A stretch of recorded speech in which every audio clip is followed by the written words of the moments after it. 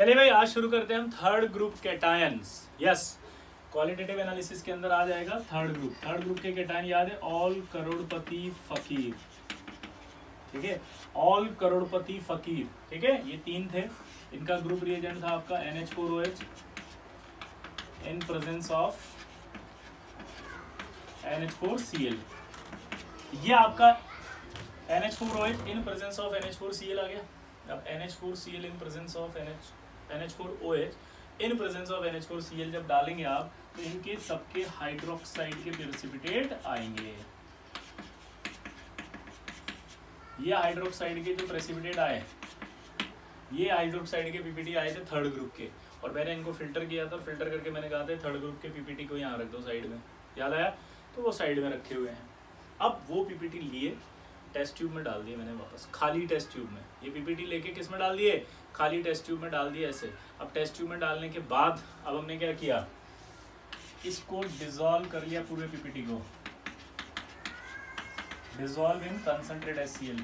HCl में डालते ही सब अपने अपने क्लोराइड बना देंगे, और इनके क्लोराइड सॉल्युबल होते हैं। इनके जो क्लोराइड है वो क्या हो गए? सॉल्युबल। ये सारे सॉल्युबल हो गए, फ्री हो गए। फ्री हो गए तो अब इनके टेस्ट कर सकते हैं इंडिविजुअल। पहला आएगा टेस्ट एल्यूमिनियम +3 का। एल्यूमिनियम +3 का जब NaOH से रिएक्शन कराया जाता है तो एल्यूमिनियम हाइड्रोक्साइड का वाइड पीपीटी बनता है।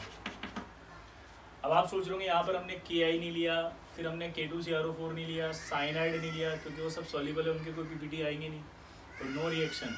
ठीक है, अब यहाँ पर बात आ रही है कि एल्यूमिनियम की NaOH से रिएक्शन कराई तो एल्यूमिनियम हाइड्रोक्साइड का वाइट पीपीटी बना। क्या ये एम्फोटेरिक है एल्यूमिनियम? यस, ये एल्यूमिनियम एक एम्फोटेरिक है, और अगर ये एम्फोटेरिक है तो ये NaOH में सॉल्युबल हो जाएगा एक्सिस में। याद करो, आया ना? और सॉल्युबल होकर के बनाता है सोडियम मेटा एल्यूमिनेट। क्या बनाता है ये? सोडियम मेटा एल्यूमिनेट, या ये सोडियम एल्यूमिनेट। इसका नाम तो होता है सोडियम एल्यूमिनेट।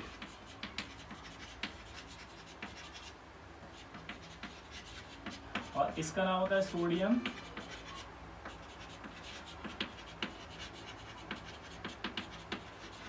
Meta aluminate. यानी कि अगर आप इसमें से पानी को निकाल दें, देखिए आप यहाँ पर 4 OH में से 2 H निकाल दें, यानी कि H2O निकाल दें, तो यहाँ पर आपका क्या बच रहा होगा? 2H2O बाहर आ गया। पानी निकालने के बाद जो बचता है उसे मेटा कहते हैं, इसलिए इसका नाम बना सोडियम मेटा एल्यूमिनेट। इसका नाम बन गया एल्यूमिनेट। ये सॉल्युबल कॉम्प्लेक्स है जो बना। क्या है ये? Soluble complex. ये आपका जो सॉल्युबल कॉम्प्लेक्स बना है, सॉल्युबल कॉम्प्लेक्स के अंदर अगर हम इस इक्विलिब्रियम में देखें और इस इक्विलिब्रियम में एसिड डाल दें, तो एसिड डालने पर NaOH कम हो जाएगा, वाइट पीपीटी रीअपीयर हो जाएगा। तो नोट करके हम क्या लिखेंगे? On addition of acid, on addition of acid, white precipitate reappear due to shifting of equilibrium in backward direction। ठीक है, आराम से नोट करें। on addition of acid, white precipitate reappear due to shifting of equilibrium in backward direction। क्योंकि acid डालने पर वो NH को कम करेगा, NH कम हो जाएगा तो इक्विलिब्रियम पीछे आ जाएगा। ठीक है, ये जनरल थ्योरी। लेकिन अगर पॉलीहाइड्रोक्सो ऑर्गेनिक एसिड डाल दिया जाए, कौन सा एसिड बोल रहा हूं बताओ मैं? पॉलीहाइड्रोक्सो ऑर्गेनिक एसिड। पॉलीहाइड्रोक्सो ऑर्गेनिक एसिड क्या होते हैं अभी बताते हैं। तो पॉलीहाइड्रोक्सो ऑर्गेनिक एसिड डाल दिया जाए तो उस कंडीशन में व्हाइट पीपीटी डिसअपीयर हो जाता है due to shifting of equilibrium in forward direction. अब ये फॉरवर्ड डायरेक्शन में कैसे जाता है वो देखते हैं अपन। और ये पॉलीहाइड्रोक्सो ऑर्गेनिक एसिड क्या होता है? ठीक है, तो देखिए अभी जो रिएक्शन थी हमारी इक्विलिब्रियम वाली, वो क्या थी? वो थी कि एल्यूमिनियम हाइड्रोक्साइड जब NaOH से रिएक्ट कर रहा था तो आपके पास ये NaLO2 + 2H2 बना था। अब हम इसमें पॉलीहाइड्रोक्सो ऑर्गेनिक एसिड डाल रहे हैं।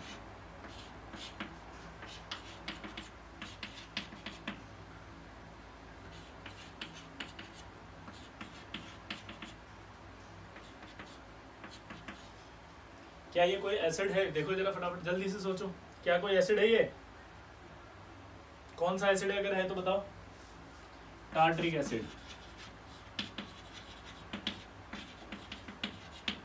अब ये पॉलीहाइड्रोक्सो ऑर्गेनिक एसिड है, टार्टरिक एसिड।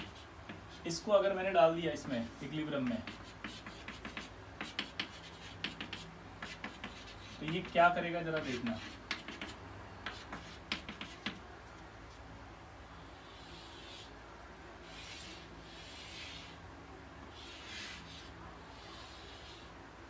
ये जैसे ही आप पॉलीहाइड्रोक्सो ऑर्गेनिक एसिड डालेंगे तो ये पॉलीहाइड्रोक्सो ऑर्गेनिक एसिड जाते ही इस ALO2 माइनस से रिएक्ट करेगा और ALO2 माइनस से रिएक्ट करके इस कॉम्प्लेक्स बना लेगा। कॉम्प्लेक्स कौन सा बनेगा देखो, CH O माइनस COOH, ठीक है। फिर यहाँ आएगा एल्यूमिनियम +3 CH माइनस COOH, ये कॉम्प्लेक्स बना और ये पानी निकल गया यहाँ से।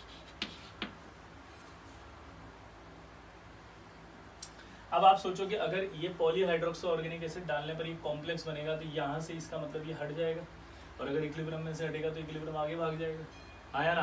तो इक्विलिब्रियम अगर आगे भाग जाएगा तो इसका मतलब ये पीपीटी जो है वो डिसअपियर हो जाएगा। तो पॉलीहाइड्रोक्सो ऑर्गेनिक एसिड डालने पर ये प्रेसिपिटेट डिसअपियर हो जाता है due to formation of complex. Polyhydroxo क्यों बोल रहे हैं, क्योंकि OH अपना H दे रहा है, यहाँ पर COOH नहीं दे सकते। पूछो क्यों, COOH देंगे तो 7 मेंबर्ड रिंग बन जाएगी। कितनी? 7 मेंबर्ड रिंग। क्लियर? क्या बन जाएगी? 7 मेंबर्ड, ठीक है। फिर आपको डाउट आएगा कि एक COOH दे दे और एक OH दे दे तो 6 मेंबर्ड बनेगी। तो देखो COOH में COO माइनस में रेजोनेंस हो रहा है, तो रेजोनेंस होने से जो O की डोनेटिंग एबिलिटी है वो घट रही है, जबकि OH में अगर O माइनस देखेंगे तो O माइनस की डोनेटिंग एबिलिटी बहुत ज़्यादा है, इसलिए OH माइनस ही देता है, ठीक है। तो ये आपको एग्जांपल्स इनके होते हैं। पॉलीहाइड्रोक्सो ऑर्गेनिक एसिड कौन कौन से यूज कर सकते हैं देखो जरा। पहला टार्टरिक एसिड तो बता ही दिया मैंने,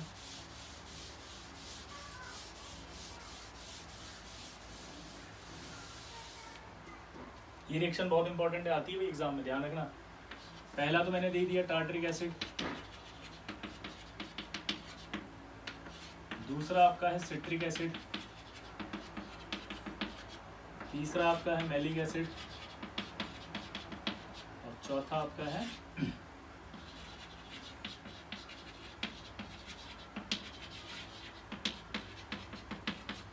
सल्फोसैलिसिक एसिड। टार्टरिक एसिड तो मैंने बता ही दिया। सिट्रिक एसिड देखो क्या होता है,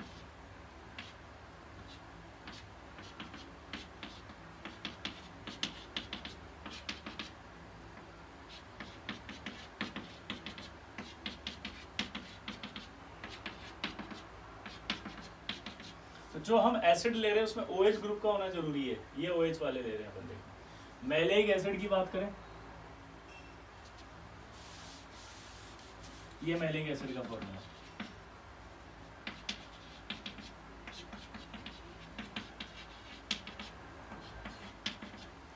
ठीक है। ये तो हो गया सिट्रिक का। सल्फोसैलिसिक एसिड का बात करें,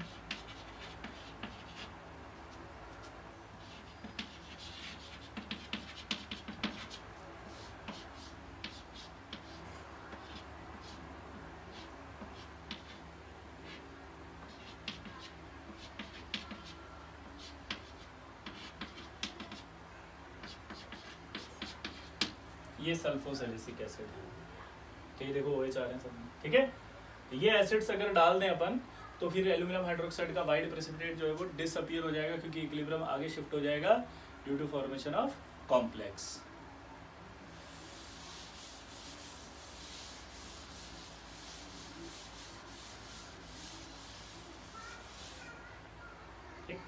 अगला देखो एल्यूमिनियम की रिएक्शन दूसरी किससे कराते हैं, NH4OH से।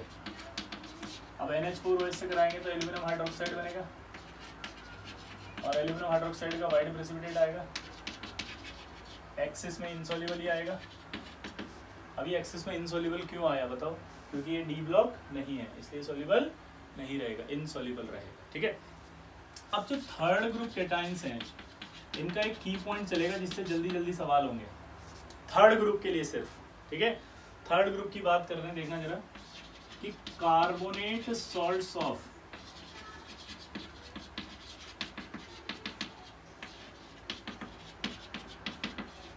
कार्बोनेट सॉल्ट्स अगर आ जाए इनके ऑल करोड़पति फकीर यानी थर्ड ग्रुप वालों के, carbonate salts of Fe+3 Al+3 and Cr+3 do not exist in their aqueous solution.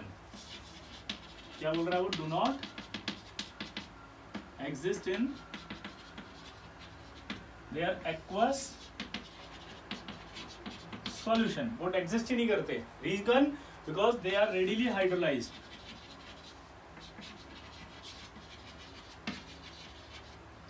They are readily hydrolyse, वो जल्दी से हाइड्रोलाइज हो जाते हैं अपने कॉरस्पॉन्डिंग हाइड्रोक्साइड्स में। तो यानी कि अगर मैं Fe+3 की कार्बोनेट से रिएक्शन कराऊंगा तो मैं कार्बोनेट नहीं बनाऊंगा, मैं हाइड्रोक्साइड बनाऊंगा। एल्यूमिनियम+3 की कार्बोनेट से बनाऊंगा तो कार्बोनेट ही बनाऊंगा, हाइड्रोक्साइड बनाऊंगा। क्रोमियम+3 की कार्बोनेट से कराऊंगा तो कार्बोनेट ही बनाऊंगा, हाइड्रोक्साइड बनाऊंगा। पहला की पॉइंट। दूसरा,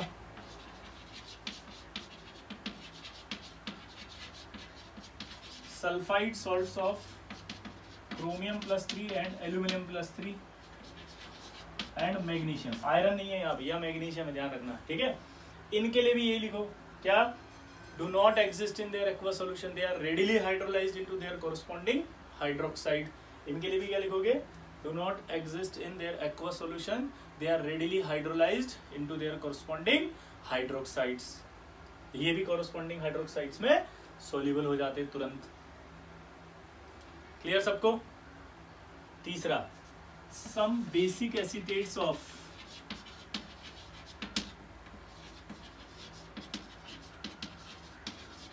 Fe+3 Al+3 and Cr+3। Some basic acetates of Fe+3 Al+3 और Cr+3। सम बेसिक एसीटेट्स, ये भी आपके जो होते हैं क्या होते हैं? इनसॉल्युबल, यानी कि इन तीनों की बेसिक एसीटेट के पीपीटी भी बनेंगे। ये हमने एसीटेट आयन में पढ़ा था, याद करो। Fe का एक आया था ब्राउनिश रेड, FeOH2CH3COO, बेसिक, याद आया? आयरन 2 एसीटेट, ठीक है, मतलब आयरन 3 एसीटेट जो भी था। तो यहां पर आप बात कर सकते हैं। तो 3 पीपीटी इनके भी आएंगे, 2 इनके और 3 इनके, यानी टोटल आप देखो तो 8 रिएक्शन याद हो गई। 3 तो इनकी आ जाएगी अभी हाइड्रोक्साइड्स, 2 इनकी आ जाएंगी अभी हाइड्रोक्साइड्स, और 3 इनके बेसिक एसीटेट्स आ जाएंगे। खटाक से आंसर आएगा, ठीक है। अभी देखो कैसे कैसे आंसर आते हैं अपने। ये की पॉइंट्स आपको दोबारा से देखो याद करने अच्छे से, ताकि आपकी रिएक्शन में फटाफट हो जाए, ठीक है। देखना जरा, पहला, अगर मैं एल्यूमिनियम+3 की H2S से कराऊंगा रिएक्शन, तो रिएक्शन होगी ही नहीं। पूछो क्यों? H2S सेकंड पीरियड का ग्रुप रिएजेंट, सेकंड ग्रुप का ग्रुप रिएजेंट था। सेकंड ग्रुप का ग्रुप रिएजेंट है तो थर्ड ग्रुप का पीपीटी नहीं ला सकता, यानी कि आपको क्या करना पड़ेगा? अगर मैं एसिडिक लिखता तब भी नहीं आता, यहाँ लिखना पड़ेगा बेसिक, तब रिएक्शन होगी। और जब रिएक्शन होगी तो L2S3 बनेगा, लेकिन L2S3 हाइड्रोलाइज हो जाएगा, और हाइड्रोलाइज होकर के क्या बना देगा? Aluminium hydroxide, final product. क्योंकि ये आपका जो है वो एग्जिस्ट ही नहीं करता।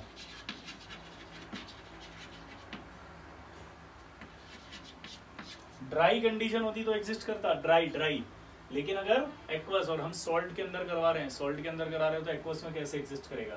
तो देखो 1 मिनट में सारी रिएक्शन खटाक से आ गई। नोट करो इसको फटाफट जल्दी से।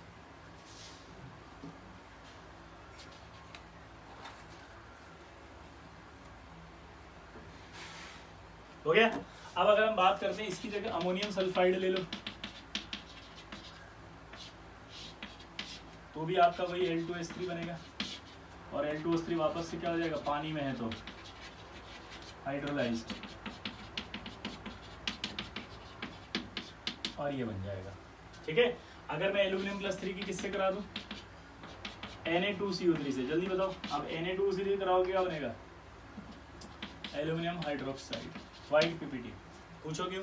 अब ये भी बताया ना, हाइड्रोक्साइड हाइड्रोलाइज्ड हो जाएगा, मतलब कार्बोनेट हाइड्रोलाइज्ड हो जाएगा, और किस में बन जाएगा? हाइड्रोक्साइड में कन्वर्ट हो जाएगा। एल्यूमिनियम+3 बेसिक एसीटेट के साथ भी बनाते हैं, तो आपका ये आ जाएगा एल्यूमिनियम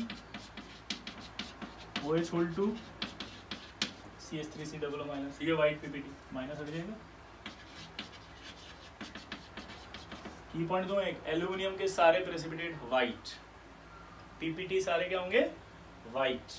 तो अगर आपसे पूछे ये वाला व्हाइट, ये व्हाइट, अगर मैं फॉस्फेट के साथ रिएक्शन कराऊं तो बताओ अब फॉस्फेट के साथ रिएक्शन में क्या बनेगा, एल्यूमिनियम फॉस्फेट, कलर बोलो इसका एल्यूमिनियम फॉस्फेट का व्हाइट, एल्यूमिनियम के सारे पीपीटी व्हाइट, की पॉइंट लिख लेना है, एल्यूमिनियम के सारे प्रेसिपिटेट व्हाइट, की पॉइंट बनाओ इसका, एल्यूमिनियम के सारे प्रेसिपिटेट व्हाइट, क्लियर। अब इसकी खास बात होती है इनसॉल्युबल होता है एसिटिक एसिड में,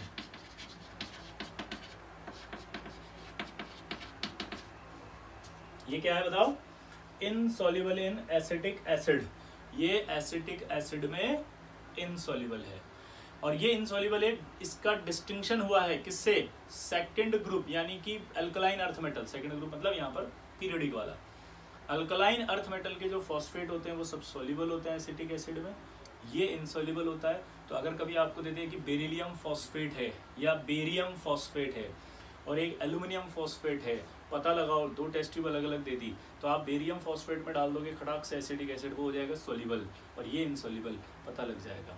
तो यहाँ नोट करके लिखेंगे आप इनसॉल्युबल इन एसिटिक एसिड और distinction between alkaline earth metal phosphate and aluminium phosphate, ठीक है।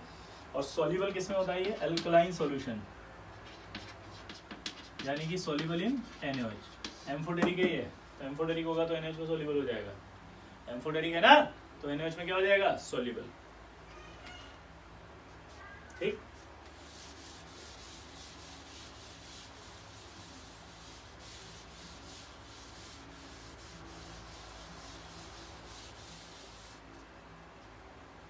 ठीक है, अगला जो एक इंपॉर्टेंट टेस्ट होता है वो होता है लेक टेस्ट। इसको थोड़ा आराम से समझना क्योंकि इसमें थ्योरी है, मतलब रिएक्शंस नहीं है, ऑब्जर्वेशन है। अब जैसे मान लो मैं क्या करता हूँ, सबसे पहले मेरे को याद है टेस्ट करने का तरीका क्या होता है, ओरिजिनल सॉल्यूशन बनाते हैं, याद है, उसको करने का तरीका समझना। ये मैंने एल्यूमिनियम का सॉल्ट, ये सॉल्ट लिया मैंने, जो सॉल्ट ओरिजिनल दिया उसने, उसको टेस्ट ट्यूब में डाल दिया, फिर उसमें पानी डाल दिया, ये शेक कर लिया मैंने, शेक करके क्या बन गया, ये ओरिजिनल सॉल्यूशन, क्या बन गया, ये बन गया मेरे पास ओरिजिनल सॉल्यूशन।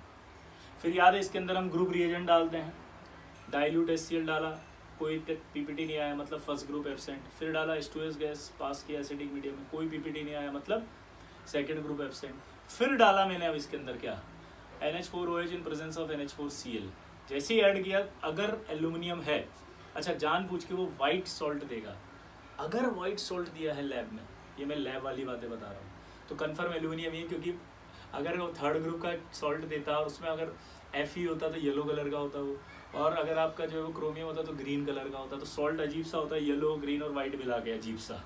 तो यहाँ क्या चालाकी होती है कि अगर वाइट है तो कन्फर्म है आयरन है ही नहीं और क्रोमियम भी नहीं है, तो अब बचा सिर्फ एल्यूमिनियम, उसको कन्फर्म करके बताना है एग्जामिनर को कि है या नहीं है। तो लैक टेस्ट कैसे लगा रहे हैं वो मैं आपको सिखा रहा हूँ। तो वो वाइट लिया, डाल दिया, पहले डाइल्यूट HCl डाला, कोई पीपीटी नहीं, समझ में आ गया सिर्फ फर्स्ट ग्रुप है ही नहीं, H2S पास किया, कोई पीपीटी नहीं, सेकंड ग्रुप भी नहीं है, थर्ड ग्रुप में मैंने डाला NH4OH, तो एक वाइट पीपीटी आएगा, वाइट पीपीटी आ गया तो मेरे को कंफर्म हो रहा है कि एल्यूमिनियम है, क्योंकि वो क्या बनाया होगा उसने, एल्यूमिनियम हाइड्रोक्साइड। लेकिन अब इस एल्यूमिनियम हाइड्रोक्साइड को हमने फिल्टर किया था, फिल्टर करके हमारे हाथ में एक पीपीटी आया था, याद हो तो, उसको थैंक यू बोल के यहाँ रखा था। अब एल्यूमिनियम का टेस्ट करने के लिए हमने इसी पीपीटी को उठाया था, फिर टेस्ट ट्यूब में डाला था, पीपीटी को डालने के बाद इसमें HCl डाला था। अब HCl डालने के बाद ये HCl में एल्यूमिनियम सॉल्युबल हो गया था, यहाँ तक क्लियर है, रिएक्शन है एल्यूमिनियम की ऐसी हो रही है। तो अब एल्यूमिनियम की जब रिएक्शन हो रही है तो एल्यूमिनियम +3 डिसॉल्व हो चुका था कंसंट्रेट HCl में, तो अंदर AlCl3 है, यानी मीडियम एसिडिक है ये वाला, यहाँ तक क्लियर है। तो जब आप टेस्ट लगा रहे हो लैक टेस्ट, उस समय मीडियम क्या है आपका, एसिडिक, ठीक है। अब इसमें डाला जाता है ब्लू लिटमस सॉल्यूशन, क्या डाला जाता है, ब्लू लिटमस सॉल्यूशन, ये ब्लू कलर का सॉल्यूशन होता है, लैब में पड़ी रहती है, 2 से 4 बूंद डाल दो, डिपेंड करता है, जैसे ही आप अंदर डालोगे तो मीडियम एसिडिक है, ब्लू लिटमस अपना कलर चेंज करके रेड में आ जाएगा, तो टेस्ट ट्यूब में आपको रेड सॉल्यूशन दिखने लग जाए। थोड़ा और ज़्यादा अच्छा रेड डालना है तो थोड़ा और डाल दो ब्लू से, लिटमस ब्लू सॉल्यूशन, शेक करो इसको अच्छे से, तो आपको रेड रेड दिखने लग जाएगा। इसके बाद इसमें डालो आप NH4OH, NH4OH डालेंगे तो अंदर जैसे ही NH4 जाएगा तो HCl से न्यूट्रलाइज होने लग जाएगा वो, और NH4OH जो होगा उससे एल्यूमिनियम रिएक्ट करके एल्यूमिनियम हाइड्रोक्साइड बना लेगा। एल्यूमिनियम हाइड्रोक्साइड का जो वाइट पीपीटी है, वो वाइट पीपीटी उस जो ब्लू लिटमस डाला था सॉल्यूशन उसको अपने ऊपर एड्सॉर्ब करने लगेगा, और जब एड्सॉर्ब करने लगेगा तो इस टेस्ट ट्यूब के जस्ट ऊपर की तरफ, यहाँ देखो बिल्कुल जहाँ पानी होता है, ठीक है, उसके ऊपर की तरफ आपको एक ब्लू मास दिखाई देगा। ये ब्लू मास कहलाता है लेक। और ये ब्लू मास क्यों बना? बहुत सिंपल है, एल्यूमिनियम हाइड्रोक्साइड ने उस ब्लू लिटमस सॉल्यूशन को अपने ऊपर एड्सॉर्ब किया है। एल्यूमिनियम हाइड्रोक्साइड जो कि वाइट था, उस वाइट ने क्या करा, उस ब्लू लिटमस सॉल्यूशन को अपने ऊपर एड्सॉर्ब कर लिया, इसलिए ब्लू मास दिखाई दे रहा है। वो ब्लू मास को लेक कहलाता है। एड्सॉर्प्शन से बनता है ये। वापस बोल देता हूँ, सिंपल था। पहले जो स्टार्टिंग से मैंने बोला वो प्रोसेस था सॉल्ट से कैसे लगाते हैं, अब डायरेक्ट एल्यूमिनियम पर आ चुके हैं। एल्यूमिनियम का पीपीटी एल्यूमिनियम हाइड्रोक्साइड बन चुका था, HCl डाल के उसे सॉल्युबल कर लिया था, जिससे कि एल्यूमिनियम +3 है।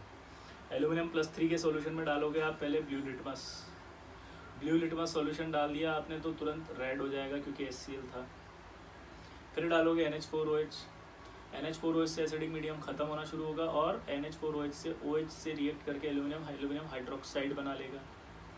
वो एल्यूमिनियम हाइड्रोक्साइड जो वो ब्लू सॉल्यूशन जो डाला था लिटमस सॉल्यूशन उसको एड्सॉर्ब कर लेगा। एड्सॉर्ब करने के बाद आपको ऊपर की तरफ क्या दिखाई देगा? लेक। क्या दिखाई देगा? लेक। इसे लेक टेस्ट कहते हैं। सिंपल है ना? लेक टेस्ट समझ में आया कि नहीं आया? आया ना? बोलो। अब कंफ्यूज मत हो ना जबरदस्ती, अगर हो तो 1-2 बार रिकॉर्डिंग देख लेना अच्छे से, ठीक है। अगला देखो क्रोमियम।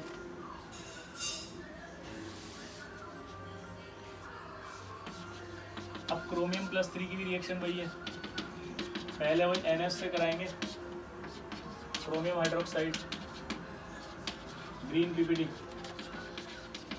एक्सिस में कराएंगे तो क्रोमियम +3 है, एम्फोटेरिक था, ये आपका बनेगा ग्रीन सॉल्यूशन, ठीक है। इसी तरह से क्रोमियम +3 है, NH4OH से कराएंगे तो क्रोमियम हाइड्रोक्साइड ही बनेगा ग्रीन। अब मुझे बताओ डी ब्लॉक है कि नहीं है? डी ब्लॉक तो है। अगर ये डी ब्लॉक है तो इसका मतलब क्या निकलता है? सॉल्युबल होगा। लेकिन क्रोमियम +3 का मैंने बोला था स्लाइटली सॉल्युबल है, तो यहाँ पर आपको ग्रीन पीपीटी लिखना पड़ेगा और ग्रीन पीपीटी के बाद आपको लिखना पड़ेगा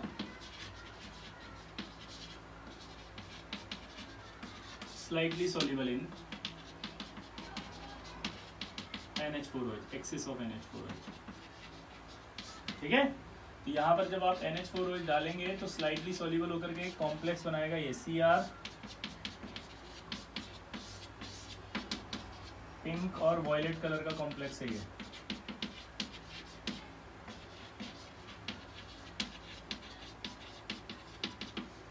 पिंक और वॉयलेट कलर का कॉम्प्लेक्स,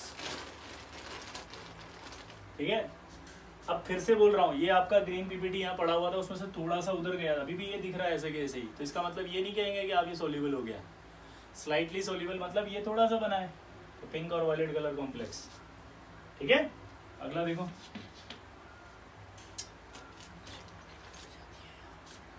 क्रोमियम +3 के H2S से रिएक्शन कराए, मना किया था नहीं होगी। क्रोमियम +3 के H2S एसिडिक में करो, ये भी नहीं होगी। मैंने कहा था ना थर्ड ग्रुप कैटायन है, H2S से कैसे कर सकते हैं, सेकंड ग्रुप से भी कैसे कर सकते हैं। तो अगर आपको करवाना है तो मीडियम कौन सा चाहिएगा? बेसिक। बेसिक से कराओगे तो क्या बनेगा यहाँ? Cr2H3, लेकिन ये हाइड्रोलिसिस हो जाएगा नहीं हो जाएगा? इसका हाइड्रोलाइज होकर के ये बना देगा फाइनली क्रोमियम हाइड्रोक्साइड +H2S। याद आया?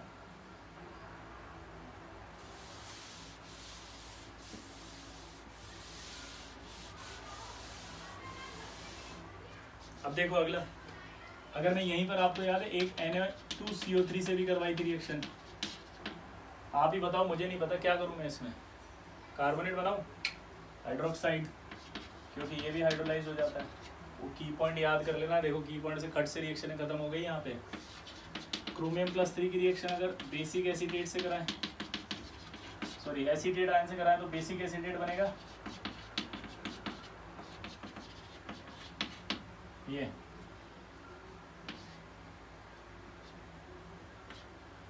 ग्रीन, क्रोमियम के सारे पीपीटी ग्रीन है। ये कलर ग्रीन पीपीटी बोल रहा हूँ, वो कलर था, पिंक या वॉयलेट कलर सॉल्यूशन था, वो सॉल्यूशन है मेरे भाई। डाउट आएगा साला, आपने कहा ग्रीन है वो तो पिंक कलर है, वो तो सॉल्यूशन है। मैं पीपीटी की बात कर रहा हूँ यार।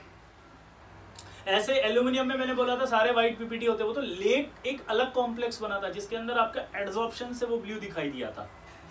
ओरिजिनल कलर तो जो थे व्हाइट ही थे ना, तो इस तरह से कंफ्यूज मत लेके आना। आपने तो कहा था सारे व्हाइट होते हैं, लेक के अंदर तो जो अलग हो रहा था। कंफ्यूज कर रहे हो मैं? अरे कहाँ कंफ्यूज कर रहा हूँ, पीपीटी की बात कर रहा हूँ मैं यहाँ पे सिर्फ, तुम कंफ्यूज हो रहे हो जबरदस्ती। ठीक है, तो नो कंफ्यूजन।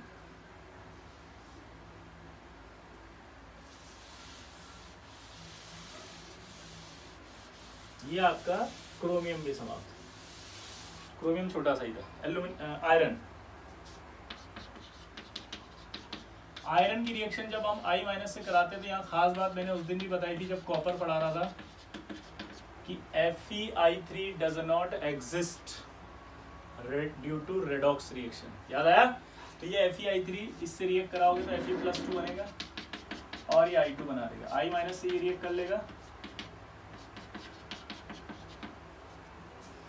एक बात आप ध्यान रखना, मैंने जो भी की पॉइंट बोला था, जैसे जब फर्स्ट ग्रुप पढ़ा रहा था तो मैंने की पॉइंट बोला था कि इसके लिए बोला था वो पीपीटी सॉल्युबल है। उसके लिए आपको एक डाउट आएगा, जैसे कैडमियम की KI से रिएक्शन कराई और मैंने बोला कि सर वो तो सॉल्युबल है इसलिए पीपीटी नहीं देगा, तो आपको डाउट आएगा कि सर कैडमियम KI से रिएक्ट करके सॉल्युबल कैसे हो सकता है, डी ब्लॉक है।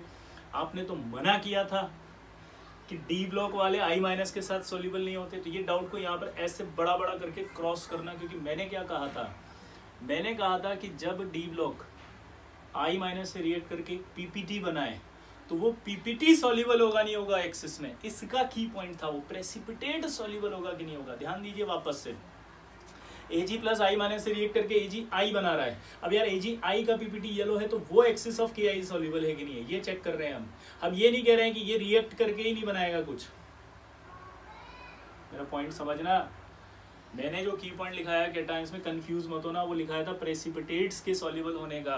आप रिएक्शन के अंदर, जैसे एक सवाल और, Fe+3 I- से रिएक्ट करा, Fe+2 I2 बना, इसका कोई पीपीटी नहीं आया है, क्यों? क्योंकि तो सॉल्युबल है।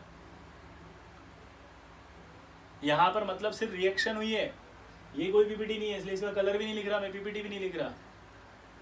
क्लियर? तो अगर सवाल आ जाए कि यार Fe(I2) सॉल्युबल होता है तो आंसर है यस। अब आप कहोगे सर डी ब्लॉक है, I- से रिएक्ट कर रहा, कैसे सॉल्युबल हो सकता है? आपने तो मना किया था की पॉइंट से।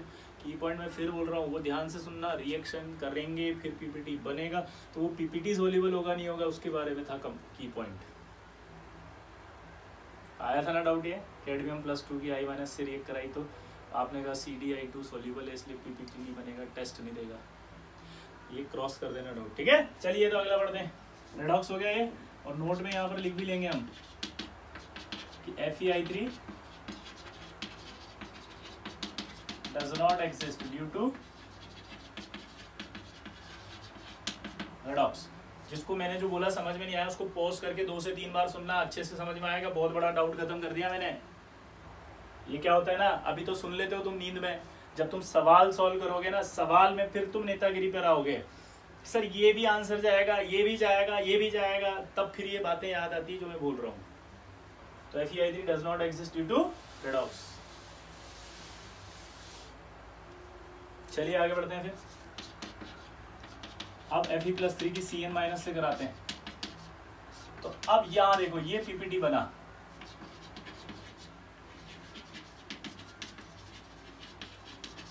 Reddish brown precipitate, mainly brown होता है, रेडिश कम ब्राउन ज्यादा। अब ये था वो पी पॉइंट जो मैं बोल रहा था। क्या ये पीपीटी है? हाँ। क्या ये डी ब्लॉक है? हाँ। क्या साइनाइड में सोल्यूबल होगा? हाँ, एक्सिस में। ये है वो की पॉइंट जो मैं बोल रहा था।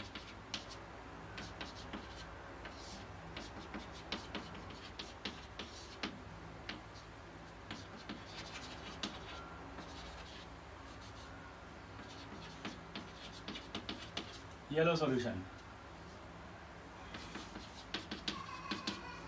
मैं यहाँ पर साथ में इसकी Fe+2 की भी लिख देता हूँ। अगर Fe+2 होता तो ये बनता है FeCN whole twice. FeCN whole twice होता है येलोइश ब्राउन, और वो अगर एक्सिस में आएगा तो सॉल्युबल होकर के K4FeCN6 का पेल येलो सॉल्यूशन बनाएगा। क्या बनाएगा? Pale yellow solution. ठीक है,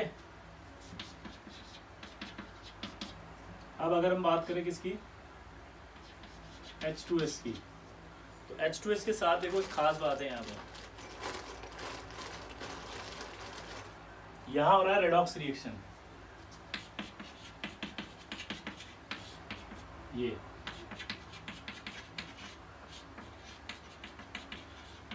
येलो या व्हाइट टर्बिडिटी या पीपीटी बोल सकते हैं इसको। अगर आपको ये रिएक्शन याद आए तो हाँ बोलना। हमने कहा था जब कैटायन स्टार्ट किए थे तो बोला था कि before performing the test of third group cation, before performing the test of third group cation, second group filtrate must be boil, second group filtrate must be boil for removal of H2S gas, क्योंकि H2S gas अंदर जाती थी और वो Fe+3 को reduce कर देती। फिर हम डालते थे उसमें HNO3, वो HNO3 उसको रिड्यूस को ऑक्सीडाइज करता था। तो अगर आप Fe+3 में H2S पास करोगे तो रिड्यूस होगा ही होगा, पक्का है। तो ठीक है, अगला आएगा टेस्ट विद अमोनियम सल्फाइड। अब देखो यहाँ एक खास बात है कि ये वीक एसिड है, ये कंप्लीट सॉल्ट है, यहाँ पर भी सल्फाइड आयन है, लेकिन अब सल्फाइड आयन ज़्यादा होगा, तो ये सल्फाइड इस Fe+2 से रिएक्ट करके FeS बनाएगा। तो हमारे पास 2 पीपीटी बनेंगे इस बार, पहले सिर्फ एक ही बना था वाइट पीपीटी, और ये सॉल्युबल फरा था कि ये रिएक्ट नहीं कर रहा H2S से, ये वीक एसिड था, सल्फाइड कम है, अमोनियम सल्फाइड या ज़्यादा सल्फाइड है, रिएक्ट करेगा तो यहाँ FeS+S बनेगा। अब ये जो FeS है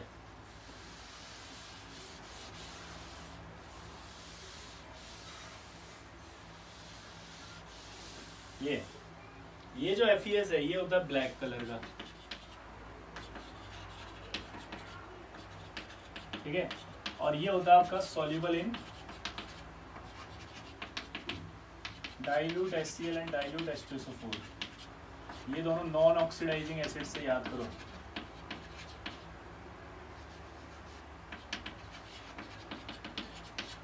ये लिखवाया था मैंने रेडॉक्स के अंदर कि डाइल्यूट HCl और डाइल्यूट H2SO4 जो होते हैं नॉन ऑक्सीडाइजिंग एसिड्स हैं। ये नॉन ऑक्सीडाइजिंग एसिड्स हैं, और अगर ये नॉन ऑक्सीडाइजिंग एसिड्स हैं तो ये इसको सॉल्युबल कर रहे हैं। अब सॉल्युबल होने की रिएक्शन देखो आप, अगर आपको याद आए तो हाँ बोलना।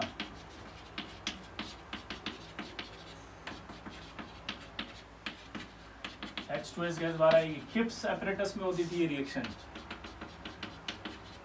कुछ याद आ रहा है? किप्स एपरेटस में जो H2S बनाई थी वो यहाँ से बनाई थी, ठीक। तो अब सवाल ये आएगा कि अगर FeS+S है तो होगा क्या, ये होगा ब्लैक, ये होगा व्हाइट, ओवरऑल आपको पीपीटी नजर आ रहा है ब्लैक पीपीटी।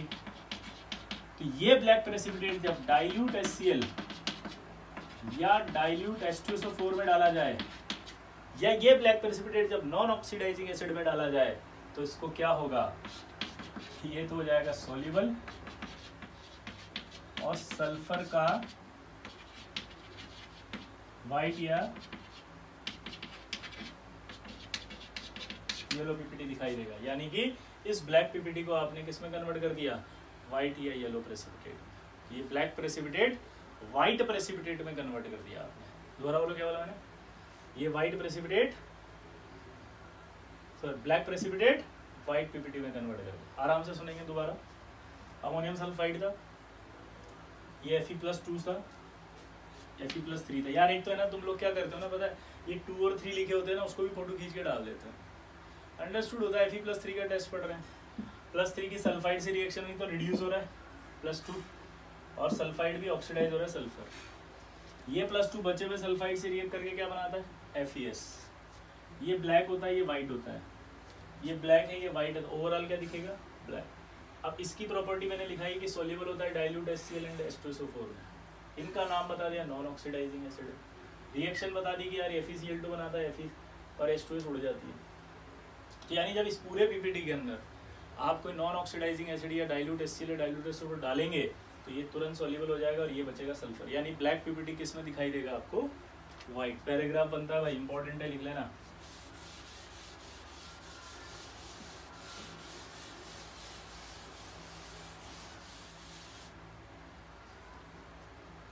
अगर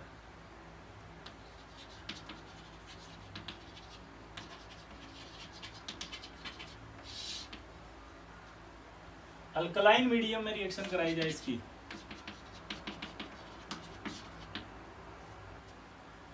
अल्कलाइन मीडियम में रिएक्शन कराई जाए अगर इसकी Fe+3 की H2S से, तो रिएक्शन के बाद जो है वो क्या बनता है? Fe2S3 black precipitate.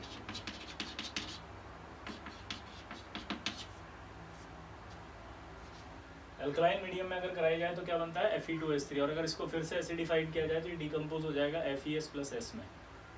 ठीक है, अल्कलाइन मीडियम में ब्लैक। ठीक, अगला देखो।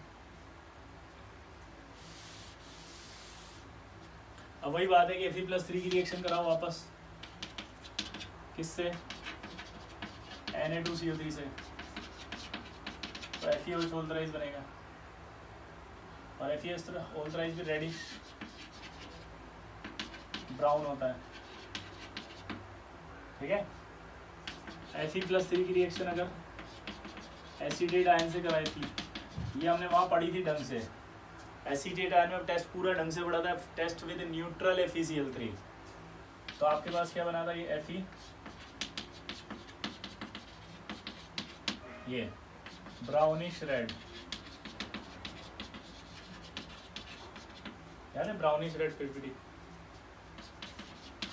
इसके बाद ये Fe की जो टेस्ट आती है वो इम्पोर्टेंट है आपके, किससे रिएक्शन करा रहे हैं बताओ आप? NaOH से और NH4OH से। जब हम रिएक्ट कराएंगे तो ये बनेगा FeOH होल थ्राइस। इससे रिएक्ट कराएंगे तब भी FeOH होल थ्राइस, इससे कराएंगे तब भी FeOH whole thrice, reddish brown PPT. अब यहाँ दोनों के लिए मैं लिख रहा हूँ, एक्सिस में अगर कराएं, अगर आप एक्सिस ऑफ NaOH लेते हैं या एक्सिस ऑफ NH4OH लेते हैं, दोनों ही केस में इनसॉल्युबल है। अब आपको डाउट आएगा कि सर ये तो डी ब्लॉक है, डी ब्लॉक वाले तो इसमें सॉल्युबल होते हैं, आपने इनसॉल्युबल क्यों लिखा? फिर बताता हूँ। मैंने लिखवाया था कि डी ब्लॉक वाले साइनाइड और अमोनिया में सॉल्युबल होते हैं पीपीटी, लेकिन Fe, मैंगनीज, मरकरी और क्रोमियम+3 इनसॉल्युबल थे। तो ये आपका Fe आ गया, तो ये NH4OH में भी सॉल्युबल है। इसी तरह से इसकी भी रिएक्शन अगर Fe+2 से कराई जाए तो सेम रिएक्शन ही होगी, बस कलर अलग आ जाएगा। FeOH होल ट्वाइस, इसका कलर होता है डर्टी ग्रीन,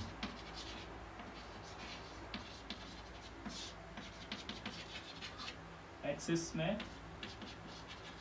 इनसॉल्युबल, एक्सिस में इनसॉल्युबल है।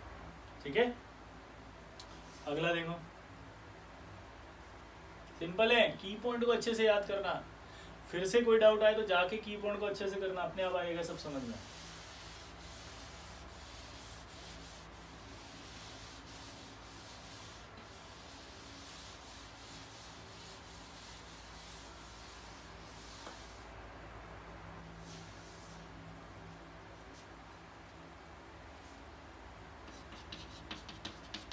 Fe+2 की अगर थायोसाइनेट से कराते थे तो मैंने बताया था नो रिएक्शन, लेकिन अगर Fe+3 की अमोनियम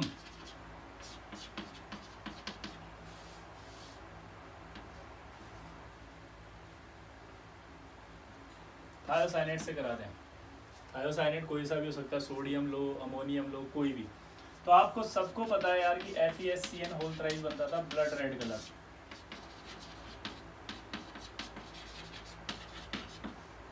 इसके बाद इसको डिसअपियर कैसे किया था ये भी मैंने बताया था, F- डाल दो डिसअपियर हो गया था, क्योंकि FeF6 3- बना दिया था। ऑक्जेलिक एसिड डाल दो डिसअपियर हो गया था।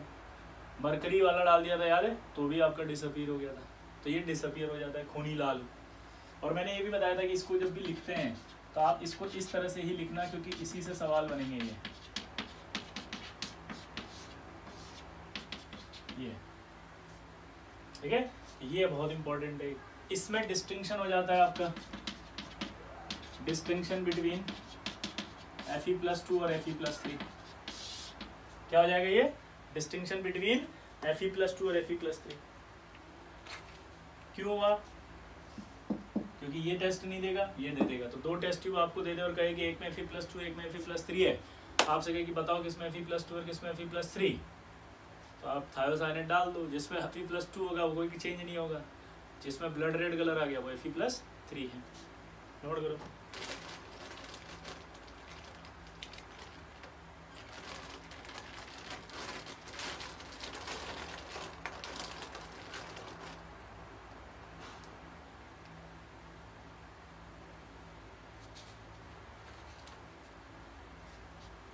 ठीक है, अब देखो इसमें, अब यहाँ नोट एक बात आएगी बस, क्या?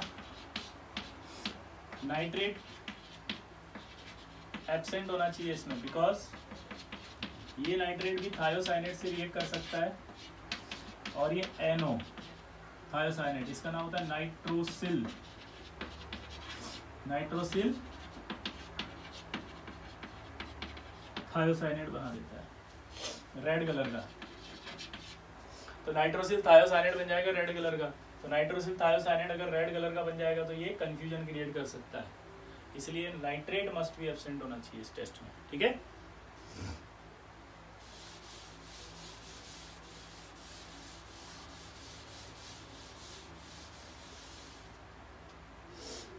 अब देखो अगला टेस्ट,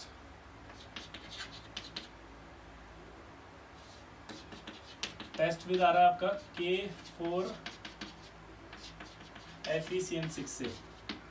तो Fe+3 की जब K4FeCN6 से रिएक्शन कराएं तो आपके पास ये बनेगा Fe4FeCN3, और इसका जो नाम होता है वो आपको पता होना चाहिए, प्रशियन ब्लू, और ये ब्लू पीपीटी होता है।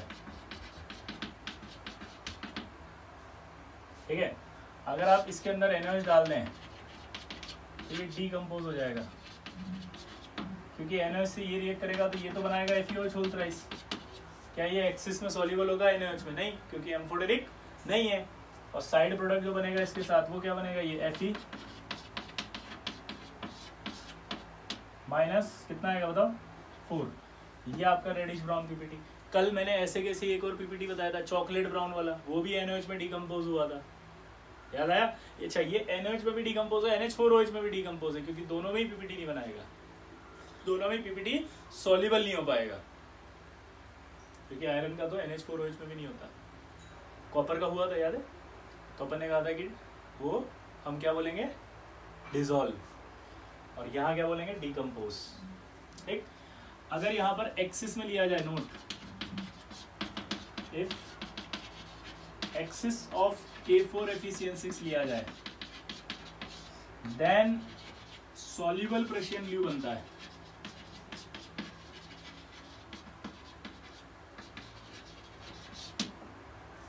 सॉल्युबल प्रशियन ब्लू होता है KFeFeC। तो अगर एक्सिस में आप रिएजेंट लोगे तो आपका सॉल्युबल प्रशियन ब्लू बनेगा, और नॉर्मल रिएजेंट लोगे तो ब्लू पीपीटी बन जाएगा। किसका? प्रशियन ब्लू का। ठीक है, अब ये प्रशियन ब्लू जो था, इसकी खास बात क्या पता है? ऑक्सैलिक एसिड में सॉल्युबल था ये। प्रशियन ब्लू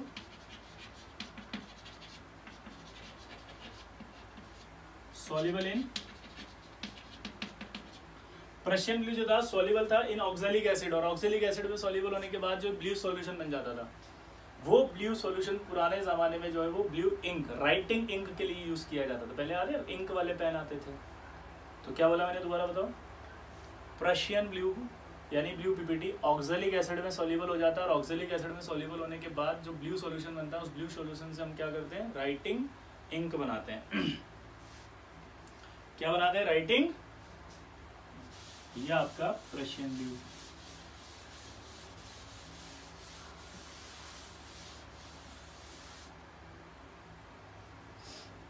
ठीक है, राइटिंग। अब इसके बाद आता है, इसके बाद Fe+3 का रिएक्शन K3FeCN6 से, इससे कराएंगे तो ये आपका FeCN6 बना रहा है। देखो Fe+3 की इससे कराएंगे तो डायरेक्ट Fe+3 आ जाएगा। ये होता है ब्राउन कलरेशन, ये पीपीटी नहीं होता है। क्या बोला जल्दी बताओ? ये ब्राउन कलरेशन होता है, प्रेसिपिटेट नहीं होता है। अब अगर इसमें आप H2O2 डाल दें तो ये अभी आपका ब्लू पीपीटी बना देगा, और अगर SnCl2 डाल दे तब भी ब्लू पीपीटी बन जाएगा। आप देख सकते हो कि ये इसको रिड्यूस कर देगा, ये भी इसको रिड्यूस कर देगा। रिड्यूस करते ही चेंज हो जाएगा ऑक्सीडेशन स्टेट, और वापस से ये प्रशियन ब्लू प्रेसिपिटेट पे आ जाएंगे। अगर सेम रिएक्शन में Fe+2 की कराऊं K4FeCN6 से, सेम रिएक्शन है, देखो आप Fe+2 की K4FeCN6 से, ये तो +2 में है तो Fe आएगा। ये भाई 4 था ना, ये 2 प्लस है तो 2 पोटेशियम रह गया, इसका कलर होता है वाइट, और पीपीटी है ये। और ये Fe+2 जो है, अगर हम K3FeCN6 से कराएं तो यहाँ बनेगा आपका ये Fe3FeCN6, और इसका नाम होता है टर्नबुल्स blue.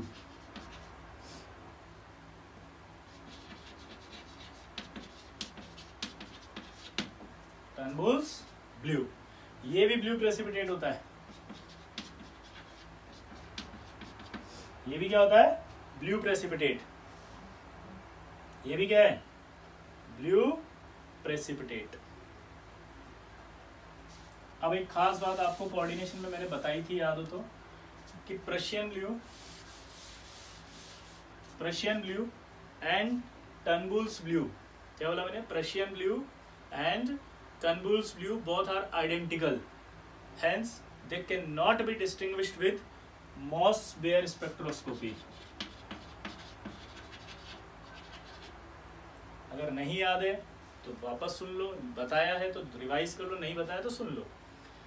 टर्नबुल्स blue and Prussian blue both are identical, दोनों आइडेंटिकल है, hence they cannot be distinguished with, बोलो, Moss-Baer spectroscopy। ये Moss-Baer स्पेक्ट्रोस्कोपी पीपीटी को आइडेंटिफाई करने वाली होती है, तो उससे भी आइडेंटिफाई नहीं कर पाते, इसलिए इन्हें हम एक कॉमन फॉर्मूले से लिखते हैं, इससे। तो कॉमन फॉर्मूले से जब लिखते हैं तो ये आपका देखो क्या हो रहा है, माइनस आ रहा है।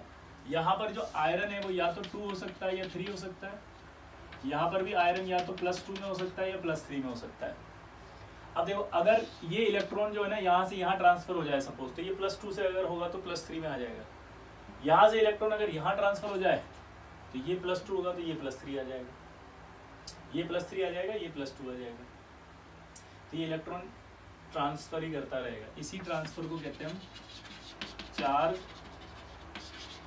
ट्रांसफर, और ये चार्ज ट्रांसफर हो रहा है मेटल टू मेटल। तो कलर जो आता है इसका वो चार्ज ट्रांसफर की वजह से आता है, और चार्ज ट्रांसफर की वजह से जो कलर आता है उसे हम कहते हैं, बोलो कौन सा? मेटल टू मेटल, यानी कि इसका नाम पड़ता है CTMM।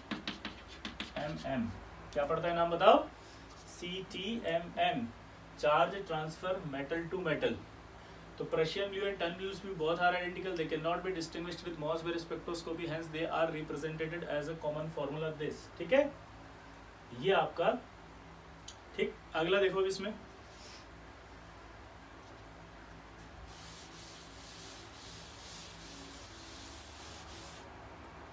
अब हमसे बोला जाएगा कि यार Fe+2 है या Fe+3 है, इस Fe+3 को रिड्यूस करो आप +2 में। तो कुछ रिएजेंट है जो रिडक्शन बता रहे हैं। H2O2 आ जाए अगर बेसिक मीडियम में तो ये हमेशा रिड्यूस करेगा इसको Fe+2 में। Fe+3 आ जाए Na2O2, ये भी रिड्यूस करेगा इसको, किस में? Fe+2 में। ये Na2O2 जब भी आप देखें तो Na2O2 आप जब भी देखें तो इसको हमेशा ध्यान रखना, ऐसे बनता है ये भी NaOH + H2O2। देखो आप NaOH + H2O2, ठीक है, सेम रिएजेंट है। तो कभी ऐसे लिख दे या ऐसे लिख दे, एक ही बात होगी, ठीक है, कंफ्यूज मत हो जाना। इसी तरह से Fe+3 है, Sn+2 भी रिड्यूस कर देगा तो Sn+4 में आ जाएगा, I- कर देगा तो I2 में आ जाएगा, NH4OH कर देगा NH2OH कर देगा तो N2O बना देगा, रिड्यूस होकर, और ये Fe+2 में आ जाएगा। अगर हाइड्रोजन आया तो N2 में आ जाएगा, हाइड्रोजन आया तो N2 में आ जाएगा, ठीक है। ये होता है एस्कॉर्बिक एसिड, एस्कॉर्बिक एसिड, ये रिड्यूस हो जाएगा और Fe+2 में आ जाएगा। H2S से रिड्यूस कराएंगे तो सल्फर में आएगा, SO2 से रिड्यूस कराएंगे तो ये सल्फेट में आएगा, ऑक्सीडाइज होगी। इसका नाम क्या लिखोगे आप? Ascorbic acid. एस्कॉर्बिक एसिड से जब आप करवाओगे तो ये बनेगा डिहाइड्रो एस्कॉर्बिक एसिड, 2 हाइड्रोजन निकल के देखो आप, तो डिहाइड्रो एस्कॉर्बिक एसिड, ये SO2 से सल्फेट, ठीक है।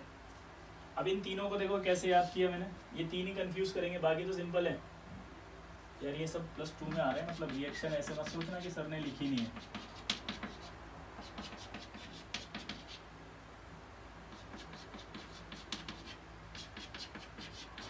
ये ठीक है।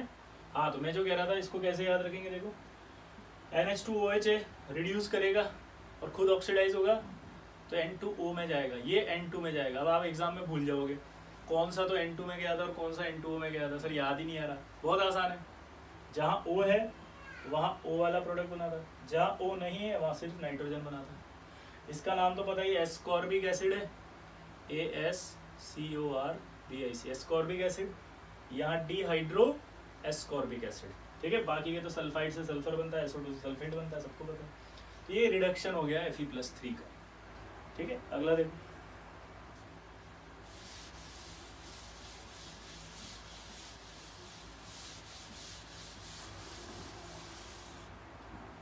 अब हम पढ़ रहे हैं क्या? ऑक्सीडेशन ऑफ Fe+2, क्योंकि Fe+2 को भी ऑक्सीडेशन की बात जरूरत पड़ सकती है। O2 से ऑक्सीडाइज हो जाएगा ये, HNO3 से हो जाएगा ये, एक्वारेजिया से हो जाएगा ये, ClO3- से हो जाएगा ये, Cerium+4 से हो जाएगा ये। देखो अब इसको ऑक्सीडाइज करेंगे तो ये Fe+3 में, ये भी Fe+3 में, ये आपको पता ही है Fe+3 में ले जाएगा। ये किस में आएगा बताओ? NO++Cl, याद है माइनस, क्योंकि ऑक्सीडाइज करेगा ना इसको Cl2। ये किस में जाएगा? यहाँ पर आप कंफ्यूज हो सकते हो, ये रिड्यूस होगा। अब किस में आपको डाउट आएगा, Cl2 में जाएगा Cl- में, तो यहाँ कंफ्यूजन ना आए इसलिए मैं स्टार लगा रहा हूँ, Cl- में गया ये। Cerium+4, ये भी एक अच्छा ऑक्सीडाइजिंग एजेंट होता है, +3 में चला जाएगा। Cerium+4 is a good oxidizing agent because Cerium+3 is more stable than Cerium+4। ये हम F ब्लॉक में पढ़ेंगे। ये +3 में जाने की इच्छा इसकी हमेशा रहेगी, इलेक्ट्रोड पोटेंशियल की वजह से। किसकी वजह से? इलेक्ट्रोड पोटेंशियल की वजह से। ये आपके ऑक्सीडाइज भी कर सकते हैं। नोट करो इनको फटाफट जल्दी से।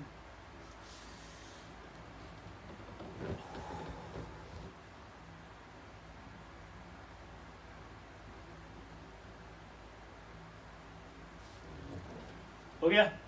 देखो अभी तक अगर हम यहाँ पर HNO3 ले ले, सॉरी HNO3 क्या, MnO4- ले लें तो भी कर देगा वो। तो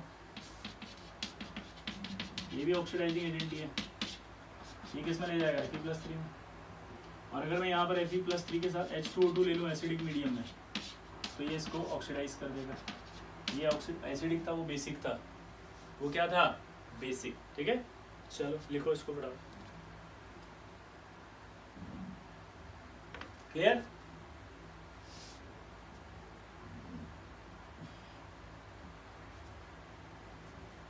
यहाँ पर अगर देखोगे तो NO बनेगा साइड प्रोडक्ट। यहाँ पर आप देखोगे तो क्या बनेगा, खुद ही बताओ। ये तो Fe+3 में गया तो O2 कहाँ जाएगी? H2O में। अगर बैलेंस करोगे तो H2 में जाएगी कि H2O तो होगा? देखो जरा सोचो, ठीक है ना। ये NO में आ गया। इसको बताओ ClO, ये तो यार बता ही दिया मैंने, ClO- बहुत इंपॉर्टेंट है। ये Cerium+3 में जा रहा है। यहाँ बताओ किस में जाएगा? ये MnO4-। Fe+3 अगर एसिडिक मीडियम में रिड्यूस कराएंगे, इससे तो पहले भी बताया था ये तो मैंने, Mn+2 H2O2 किस में जाएगा सोचो, H2O2 फटाफट, H2O, ठीक, तो बैलेंस कर लेना इसको रेडॉक्स से। ये आपका थर्ड ग्रुप समाप्त।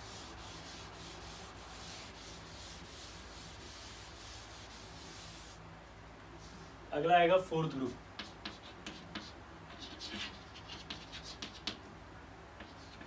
फोर्थ ग्रुप में याद है Zn+2 जो था, निकोमंजन, याद है निकोमंजन, तो Zn+2 जब था तो उसके अंदर अपन ने क्या भेजा, H2S gas in basic medium, तो ZnS ही बना होगा। तो ZnS का जो पीपीटी है वो सॉल्युबल होता है HCl में,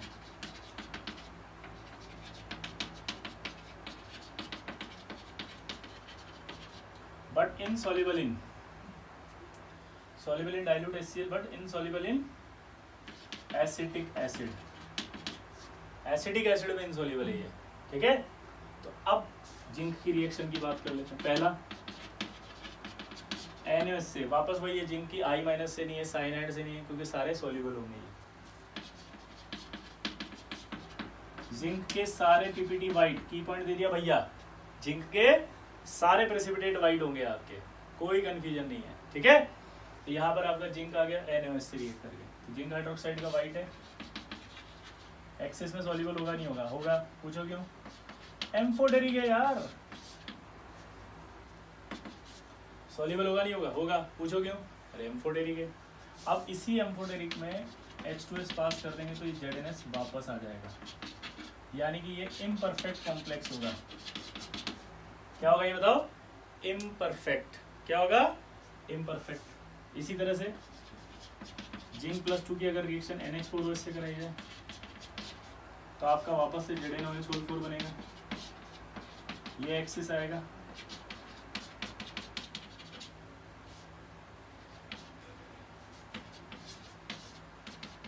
ये +2 बनेगा, H2S से कराएंगे तो ZnS, और ये आपका जो जिंक NH3 +2 है H2S से, ये भी इम्परफेक्ट हो गया क्योंकि ये रिएक्शन दे रहा है इसके साथ, ठीक है। अब Zn+2 की रिएक्शन जब H2S से कराएंगे तो मैंने आपको बोला था क्या, पार्शियल प्रेसिपिटेशन आता था जिंक का, याद हो तो, लेकिन अगर बेसिक में कराओगे तो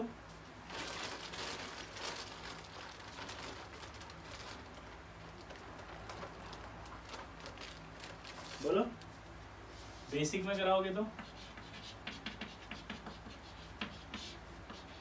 कंप्लीट पीपीटी आएगा ना ZN। अच्छा एक बात और सुनो, ZnS का कलर तो वाइट है, सारे पीपीटी वाइट है, इसका नाम लेकिन ब्लैक जैक्स होता है।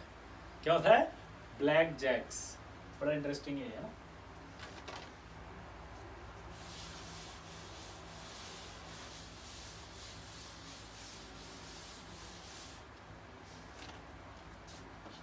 Zn+2 की रिएक्शन अगर Na2CO3 से कराते हैं तो बेसिक जिंक कार्बोनेट बनता है,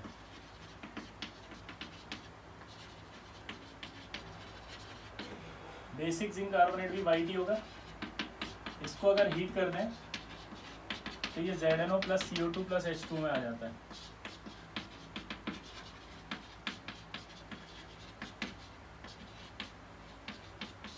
ये आपका ZnO जो होता है वो आपका फिलोसोफर्स वूल कहलाता है। क्या कहलाता है, फिलोसोफर्स वूल। क्या कहलाता है, फिलोसोफर्स वूल। तो ये फिलोसोफर्स वूल हो गया ZnO। इस ZnO की भी खास बात है, ZnO जो है वो कोल्ड कंडीशन में है।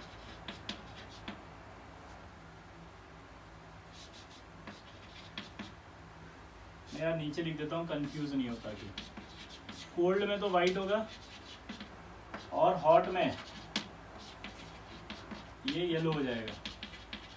ये बहुत बड़ा इसका एक ऑब्जर्वेशन यानी कि पैराग्राफ में जिंक को पहचानने के लिए एक हिंट है कि ऐसा ऑक्साइड जो हीटिंग पर येलो हो जाता है, इनिशियली वाइट होता है, तो बताओ कौन होगा। तो उससे पकड़ में आ जाएगा खटाक से जिंक। बहुत इंपॉर्टेंट है। फिलोसोफर्स वूल क्यों कहते हैं, क्योंकि वुली अपीरियंस, फ्लो की वुली अपीरियंस देता हुआ ये बाहर निकलता है जमीन में से, इसलिए इसका नाम हो जाता है फिलोसोफर्स वूल। अगला देखो,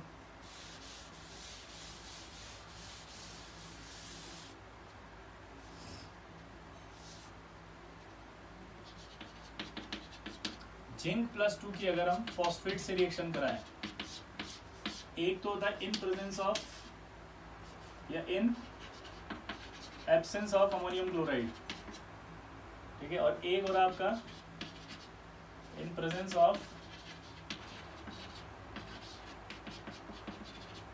NH4Cl। तो अगर एब्सेंस होगा तो डायरेक्ट फॉस्फेट बन जाएगा, और प्रेजेंस होगा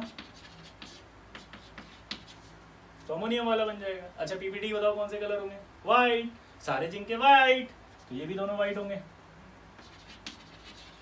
अच्छा एम्फोटेरिक है इसलिए सॉल्युबल हो जाएंगे NaOH में, दोनों के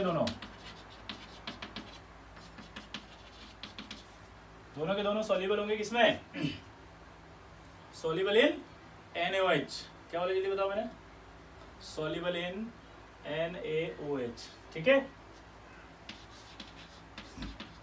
जिंक +2 की रिएक्शन अगर K4 FeCN6 से कराएं तो ये बनता है आपका K2ZN3 FeCN6 2, या 8 माइनस हो गए क्योंकि इस कॉम्प्लेक्स पर 4 माइनस है। अगर ये 8 माइनस हो गए तो आप देख सकते हो जिंक पर कितना चार्ज आएगा? +2 का, 3 और 2 प्लस कितने होंगे? 6 प्लस, और ये 2 + 8 प्लस, तो बराबर बैलेंस हो गया वाइट। इसका एक तरीका और होता है लिखने का, Zn2 FeCN6 वाइट प्रेसिपिटेट है, ये सॉल्युबल होता है NaOH में, किसमें? NaOH में। ये इंपॉर्टेंट रिएक्शन है भाई बहुत, इसको नोट करो।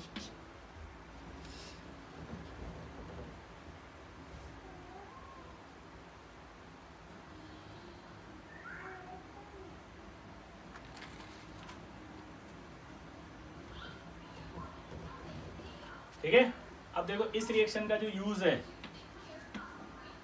वो हम कर सकते हैं आपके जिंक एंड एल्यूमिनियम में। किस किस्म का इसका जो यूज करेंगे वो जिंक एंड एल्यूमिनियम को डिस्टिंक्शन में कर सकते हैं। रीजन बिहाइंड इट कि ये भी एम्फोटेरिक है, ये भी एम्फोटेरिक है, सारे एम्फोटेरिक, मतलब एम्फोटेरिक की रिएक्शनें आपको नजर आएंगी सारी। तो वो एक हिंट दे सकता है कि ऐसा केटाइन जो इससे रिएक्ट करके व्हाइट पीपीटी बनाता है K4 FeCN6 से, तो आप बता देंगे। ठीक है, अगला देखो मैंगनीज।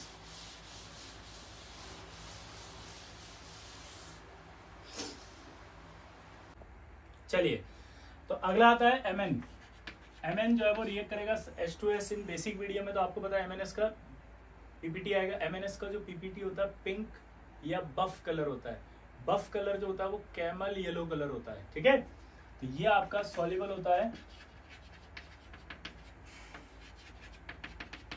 डाइल्यूट HCl एंड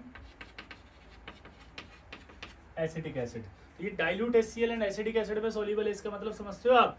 ये डिस्टिंक्शन हो गया ZnS और MnS में। MnS सॉल्युबल हो जाएगा एसिटिक एसिड में, जबकि ZnS सॉल्युबल नहीं होगा। अब देखो इसकी रिएक्शन कराते हैं अगर हम NaOH से, तो ये बनता है आपका मैंगनीज हाइड्रोक्साइड।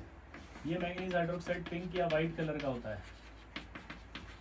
ठीक है, अब ये जो होता है एक्सिस ऑफ NaOH में इनसॉल्युबल होगा। एक्सिस ऑफ NaOH में क्या रहेगा? इनसॉल्युबल। क्यों? क्योंकि ये एम्फोटेरिक नहीं है। ठीक है, अब देखो इधर, अगर हम इसकी ये जो MnOH OH होता है पिंक, अगर ये थोड़ी देर रखा रहता है तो ये एटमॉस्फेरिक ऑक्सीजन से ही ऑक्सीडाइज होकर के हाइड्रेटेड मैंगनीज ऑक्साइड यानी कि ब्राउन प्रेसिपिटेट में कन्वर्ट हो जाता है। और ये जो है रिएक्शन ये होती है स्लो। जबकि अगर आप चाहो फास्ट कराना होगा तो आप इसमें H2O2 डाल दो। H2O2 डालने पर आपकी रिएक्शन फास्ट हो जाएगी। ठीक है, अब Mn+2 की रिएक्शन अगर हम कराएं किससे? NH4OH से, तो रिएक्शन में वापस वही बनेगा आपका क्या? MnOH2। MnOH2 का वही पिंक या व्हाइट पीपीटी आएगा। ठीक है, अब आपको अगर याद हो तो ये डी ब्लॉक था।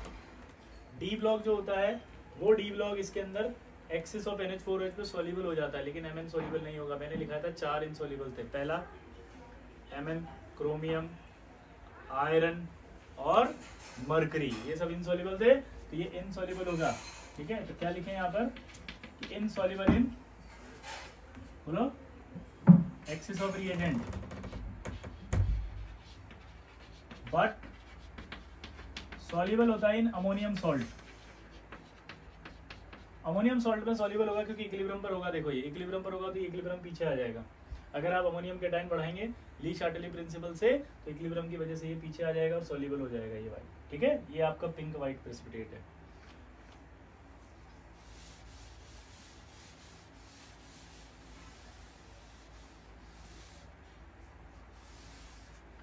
अब बात करते हैं अपन Mn+2 की। तो यार Mn+2 H2S से तो रिएक्ट करेगा नहीं, पूछोगे क्यों? क्योंकि H2S सेकंड ग्रुप रिएजेंट है। अगर आप इसको एसिडिक मीडियम में लोगे तो भी रिएक्ट नहीं करेगा, पूछो क्यों? क्योंकि सेकंड ग्रुप रिएजेंट है ये। क्या है ये? Second group reagent. ठीक है, इसी तरह से अमीन की अगर बात करें अमोनियम सल्फाइड से, तो रिएक्शन हो जाएगी, वो बना देगा MnS।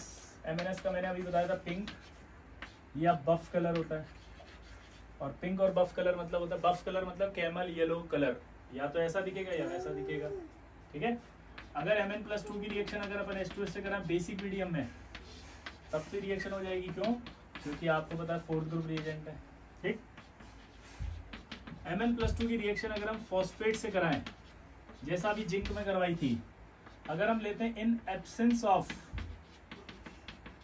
अमोनियम क्लोराइड, तो आपका बनेगा वही Mn3PO4 और एक होगा इन प्रेजेंस ऑफ NH4Cl। तो अगर प्रेजेंस की बात करेंगे तो आपके ये बन जाएगा। ठीक है, अब इसकी बात जो कर रहे हैं, ये कलर भी पिंक होगा, ये भी पिंक होगा। ठीक है, पिंक प्रेसिपिटेट। अब देखो यहां पर मैंगनीज की बात करें तो MnS जो है इनसॉल्युबल होता है, सॉल्युबल होता है dilute HCl and acetic acid में। लेकिन जो आपके अगले आएंगे NiS और COS, ये दोनों ही इनसॉल्युबल है। अब किसमें? Insoluble in acetic acid and dilute HCl, but soluble in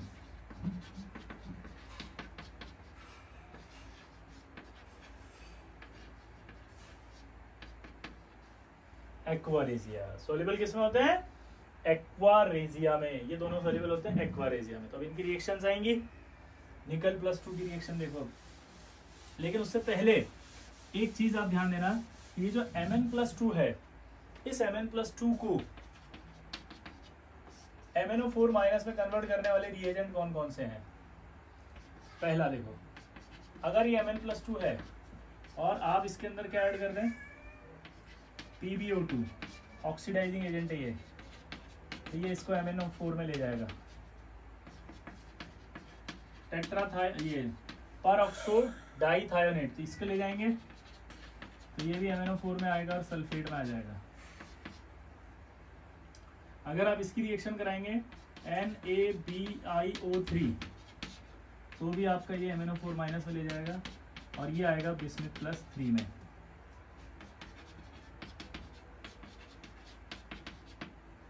ठीक है, अगर आप Mn+2 की रिएक्शन IO4- से कराएंगे तो भी इसको ऑक्सीडाइज कर देगा और खुद चला जाएगा IO3-। सबसे इंपॉर्टेंट रिएक्शन है ये वाली।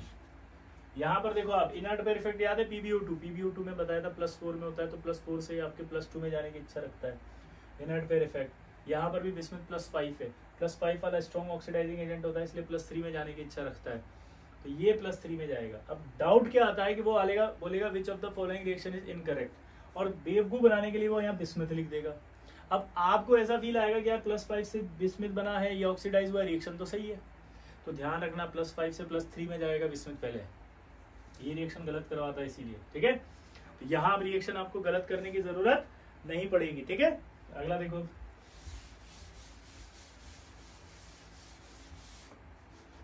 निकल +2, निकल +2 में NiS होगा, जो कि मैंने बताया अभी एक्वारेजिया में। इसकी एक सिंपल रिएक्शन होती है DMG से,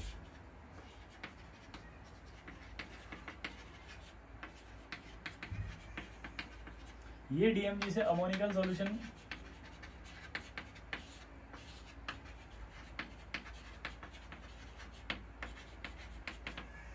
ये जो निकल +2 है वो DMG से रिएक्ट करके अमोनिकल सॉल्यूशन की प्रेजेंस में आपका रोजी रेड प्रेसिपिटेट बना देता है। क्या बना देता है? रोजी रेड। और ये जो है वो निकल कैटायन का टेस्ट है। तो आपसे सवाल में बेवकूफ बनाएगा वो कि निकल शीट पर जब DMG गिर जाए तो क्या होगा, तो आप बोलेंगे कुछ नहीं होगा। पूछो क्यों? क्योंकि निकल कैटायन का टेस्ट है ये निकल शीट का टेस्ट नहीं है। शीट में तो एटम होंगे तो ये नहीं करेगा। क्लियर सबको? अब देखो आगे, इस टेस्ट को इंटरफेयर करते हैं Fe+2, क्योंकि Fe+2 DMG से रिएक्ट करके वो भी रेड कलर देगा। बिस्मिथ +3 भी आपका DMG से रिएक्ट करके येलो प्रेसिपिटेट देता है। और कोबाल्ट जो है वो भी आपका इससे रिएक्ट करके DMG से ब्राउन कलरेशन देता है। तो ये आपके 3 इंटरफियरिंग रेडिकल होते हैं। इसको नोट करो।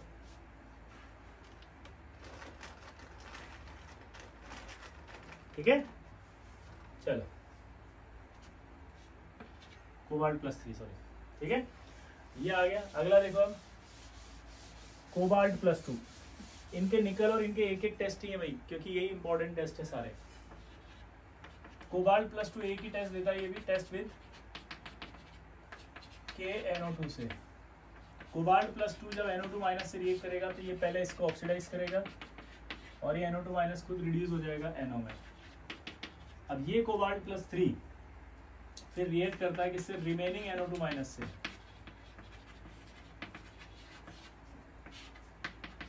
और रिमेनिंग इससे करता है और बनाता है कॉम्प्लेक्स K3CONO2(6). इसको बोलते हैं अपन फिशर सॉल्ट, और ये येलो प्रेसिपिटेट होता है। इसको बोलते हैं अपन फिशर सॉल्ट, और ये क्या होता है? Yellow precipitate. ये देखो KNO2 से टेस्ट था तो इसलिए K आ रहा है। ये K+ तो हर जगह ही पड़ा हुआ है यहाँ पे। ठीक है, ये आपका कोबाल्ट भी एक ही टेस्ट था। हाँ, अब देखो यहाँ पे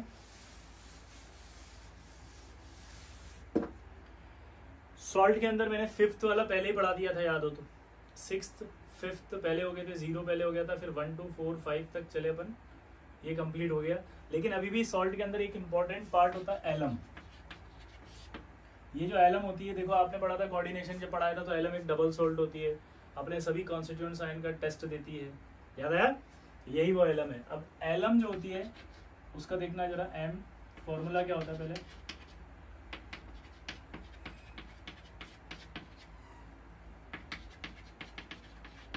इसको आप कॉमन लेके ऐसे भी लिख सकते हो, M डैश SO4 12H2O।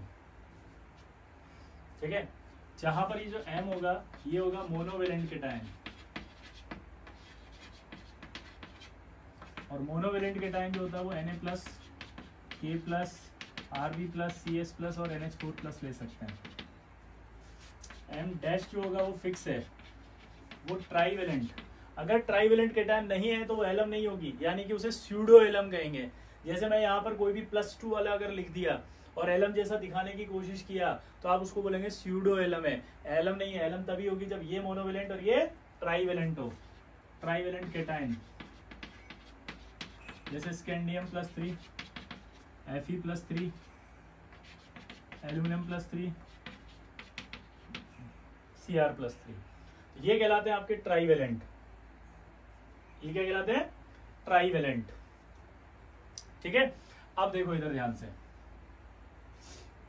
अब अगर आपसे पूछा जाए कि नोट करके कि लिथियम प्लस मोनोवेलेंट में यूज करेंगे क्या, तो आंसर है डज नॉट यूज। लिथियम को कभी भी हम नहीं कर सकते मोनोवेलेंट केटायन में एज अ एलम। क्यों नहीं कर सकते? उसका रीजन देखो। अगर आप ध्यान से देखें तो यहाँ पर जो मेटल है वो टोटल मेटल 4 है और वाटर कितने यहाँ पर 24 से एक के पास कितना आया 6। देख सकते हो आप, ये 12 ले रहा है, ये भी 12 ले रहा है, यानी कि ऐसा कैटायन ही एलम बनाएगा जिसमें कोऑर्डिनेशन नंबर क्या हो 6। लिथियम नहीं ले सकता 6 क्योंकि लिथियम का कोऑर्डिनेशन नंबर है 4। तो लिथियम कभी भी मोनोवेलेंट कैटायन के फॉर्म में यहाँ नहीं आ सकता। ठीक है, अब देखिए एलम कैसे लिखते हैं। एलम का नाम लिखना बड़ा इंपॉर्टेंट है। एलम का जो नाम लिखते हैं वो देखना कैसे लिखते हैं।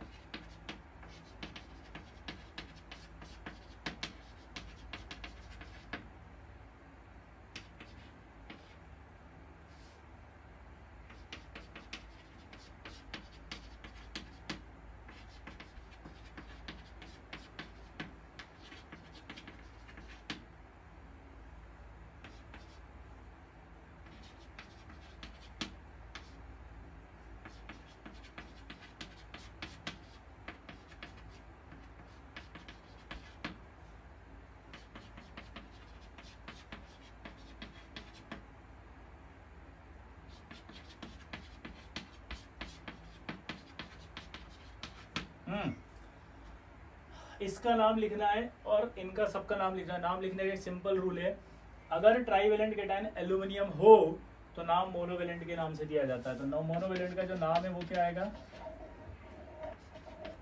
Potash alum. ठीक है, अगर मैं इसकी बात करूंगा तो इसका नाम क्या आएगा, एल्यूमिनियम है वापस से, तो नाम क्या बनेगा, अमोनियम एलम। अगर मैं इसकी बात करूंगा, अब ध्यान देना, ट्राइवेलेंट कैटायन अगर एल्यूमिनियम हो तो नाम मोनोवेलेंट से देते हैं, लेकिन ट्राइवेलेंट अगर कोई और हो तो नाम ट्राइवेलेंट से देते हैं। तो इसका नाम पड़ जाएगा क्रोम एलम। इसका नाम देखेंगे हम तो फेरिक एलम। क्लियर। तो अगर मैं बात कर रहा हूं इसकी तो पोटाश एलम, इसका नाम अमोनियम एलम, इसका नाम क्रोम एलम और इसका नाम फेरिक एलम। तो यानी अगर मैं पोटाश एलम बोलता हूं तो ये फिक्स हो जाता है कि ट्राइवेलेंट कौन होगा, एल्यूमिनियम, और मोनोवेलेंट है पोटेशियम। लेकिन मैं क्रोम एलम बोलता हूं तो ये फिक्स हो रहा है सिर्फ कि क्रोमियम ट्राइवेलेंट है, मोनोवेलेंट का पता नहीं है, कुछ भी हो सकता है, पोटेशियम, अमोनियम, सोडियम, कोई भी। ठीक। अब जब बात आती है इसके हीटिंग इफेक्ट की,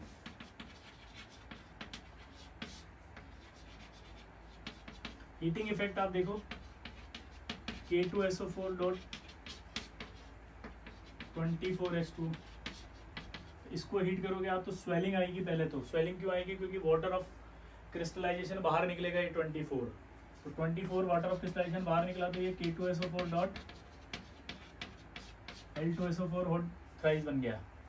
अब इसे और हाई टेम्परेचर देंगे तो ये आपका K2SO4 तो नहीं टूटेगा क्योंकि आयनिक होता है, लेकिन L2SO4 टूट गया L2O3 और SO3 में।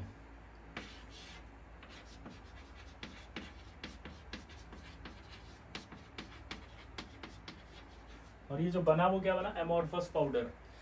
ये एमोर्फस पाउडर हिंट देगा आपको कि यार ये एक्स सॉल्ट जो है वो एलम है। यानी अगर मैं एक्स करके हीटिंग कर दूं और बोल दूं एक सॉल्ट, और फिर बोल दूं कि यार वो सॉल्ट कौन सा होगा, अगर हीटिंग के बाद जो प्रोडक्ट बन रहा है वो एमोर्फस पाउडर है, तो आंसर दोगे आप एलम। अब देखो इसको सॉल्ट से कैसे कनेक्ट करेगा। आपने नोट किया ट्राइवेलेंट में मैंने जो लिखे थे, ट्राइवेलेंट में लिखे थे उसमें स्कैंडियम था, फिर Fe था, फिर एल्यूमिनियम था, फिर क्रोमियम था। एल्यूमिनियम, क्रोमियम और Fe थर्ड ग्रुप के कैटायन आ गया। तो थर्ड ग्रुप से कनेक्ट करेगा, कैसे करेगा देखो, एक्स कंपाउंड, एक्स कंपाउंड दे दिया, हीटिंग दे दिया, और हीटिंग के बाद उसने लिखा यहाँ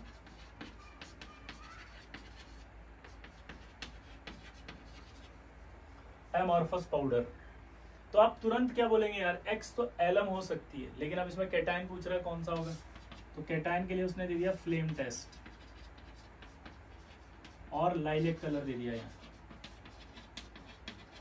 अगर फ्लेम टेस्ट दे दिया और लाइलेक कलर दे दिया तो आप खट से बोल दोगे पोटेशियम, और यहां दे दिया उसने Na2O2, ठीक है, और बोल दिया वाई, और ये वाई दे दिया उसने येलो सॉल्यूशन। अब आपको बताना है, तो दिमाग लगाते हैं। देखो अभी मैंने थोड़ी देर पहले बोला था कि Na2O2 जब भी होता है तो उसको आप NaOH प्लस H2O2 मानो।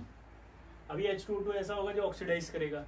3 कैटायन थे, एल्यूमिनियम हो सकता है, Fe हो सकता है, क्रोमियम हो सकता है। क्या एल्यूमिनियम ऑक्सीडाइज हो सकता है? नहीं। Fe+3 होगा? नहीं।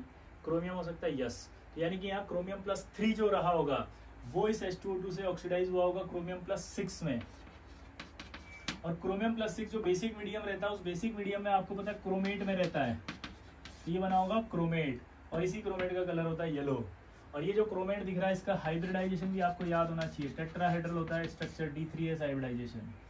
और जो D होते हैं वो DXY, YZ और ZX होते हैं, नॉन एक्सियल D है। ये क्या है? ये नॉन एक्सियल।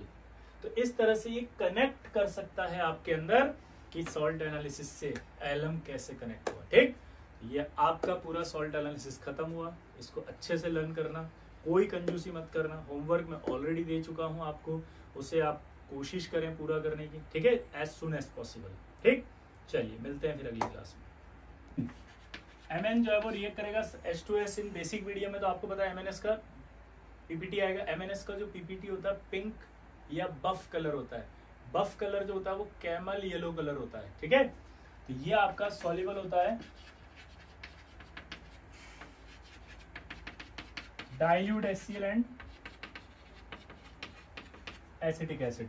तो ये dilute HCl and acetic acid में सॉल्युबल है। इसका मतलब समझते हो आप?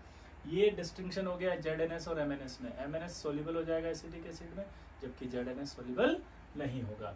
अब देखो इसकी रिएक्शन कराते हैं अगर हम NaOH से, तो ये बनता है आपका मैंगनीज हाइड्रोक्साइड। ये मैंगनीज हाइड्रोक्साइड पिंक या व्हाइट कलर का होता है। ठीक है, अब ये जो होता है एक्सिस ऑफ NaOH में इनसॉल्युबल होगा। एक्सिस ऑफ NaOH में क्या रहेगा? इनसॉल्युबल। क्यों? क्योंकि ये एम्फोटेरिक नहीं है। ठीक है, अब देखो यार, अगर हम इसकी ये जो MnOH OH होता है पिंक, अगर ये थोड़ी देर रखा रहता है तो ये एटमॉस्फेरिक ऑक्सीजन से ही ऑक्सीडाइज होकर के हाइड्रेटेड मैंगनीज ऑक्साइड यानी कि ब्राउन प्रेसिपिटेट में कन्वर्ट हो जाता है। और ये जो है रिएक्शन ये होती है स्लो। जबकि अगर आप चाहो फास्ट कराना होगा तो आप इसमें H2O2 डाल दो।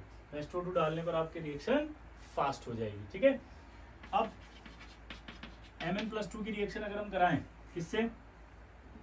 NH4OH से, तो रिएक्शन में वापस वही बनेगा आपका क्या?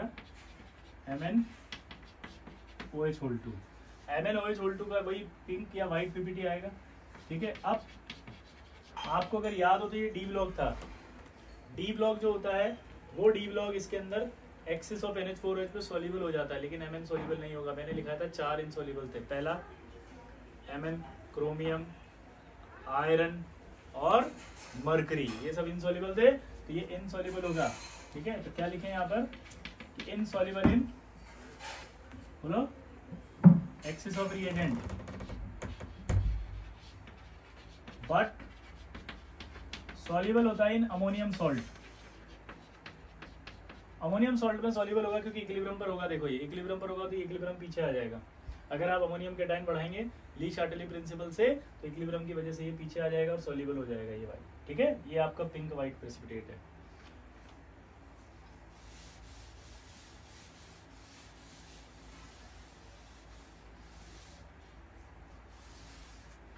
अब बात करते हैं अपन Mn+2 की। तो यार Mn+2 H2S से तो रिएक्ट करेगा नहीं, पूछो क्यों? क्योंकि H2S सेकंड ग्रुप रिएजेंट है। अगर आप इसको एसिडिक मीडियम में लोगे तो भी रिएक्ट नहीं करेगा, पूछो क्यों? क्योंकि सेकंड ग्रुप रिएजेंट है ये। क्या है ये?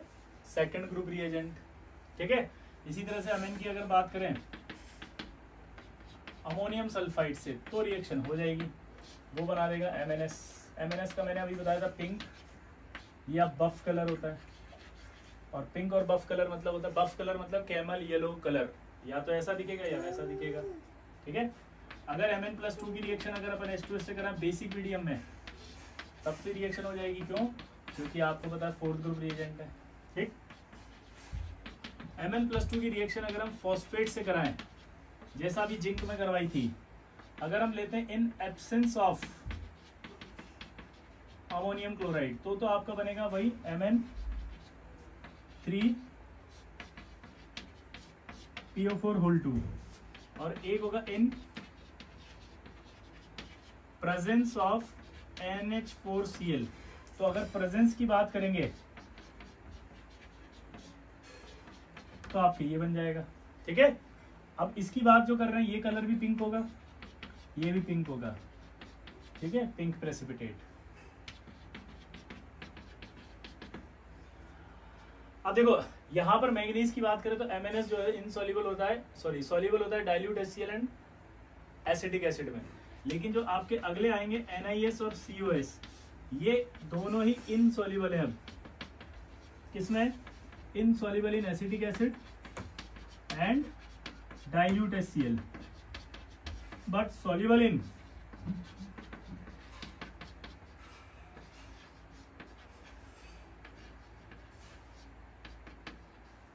एक्वारेजिया। सॉल्युबल किसमें होते हैं? एक्वारेजिया में। ये दोनों सॉल्युबल होते हैं एक्वारेजिया में। तो अब इनकी रिएक्शंस आएंगी। निकल +2 की रिएक्शन देखो। लेकिन उससे पहले एक चीज आप ध्यान देना, ये जो Mn+2 है, इस Mn+2 को MnO4- में कन्वर्ट करने वाले रिएजेंट कौन कौन से हैं? पहला देखो, अगर ये Mn+2 है और आप इसके अंदर क्या ऐड कर दें, PbO2, ऑक्सीडाइजिंग एजेंट है ये, तो ये इसको MnO4 में ले जाएगा। ये परऑक्सो डाइथायोनेट, तो इसको ले जाएंगे तो ये भी MnO4 में आएगा और सल्फेट में आ जाएगा। अगर आप इसकी रिएक्शन कराएंगे NaBiO3, तो भी आपका ये MnO4- में ले जाएगा और ये आएगा बिस्मिथ +3 में।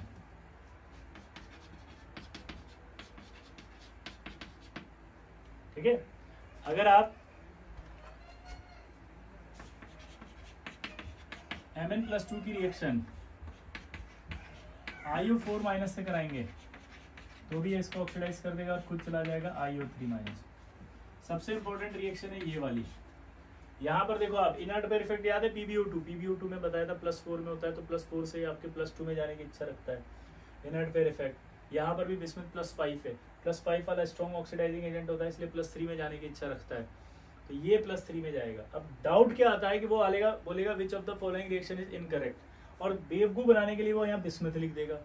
अब आपको ऐसा फील आएगा कि यार +5 से बिस्मिथ बना है, ये ऑक्सीडाइज हुआ, रिएक्शन तो सही है, तो ध्यान रखना +5 से +3 में जाएगा बिस्मिथ पहले, ये रिएक्शन गलत करवाता है इसीलिए। ठीक है, तो यहाँ रिएक्शन आपको गलत करने की जरूरत नहीं पड़ेगी। ठीक है, अगला देखो,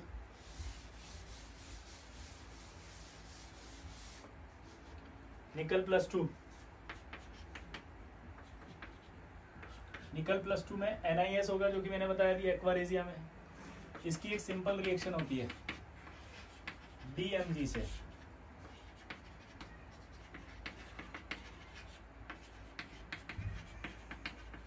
ये DMG से अमोनिकल सॉल्यूशन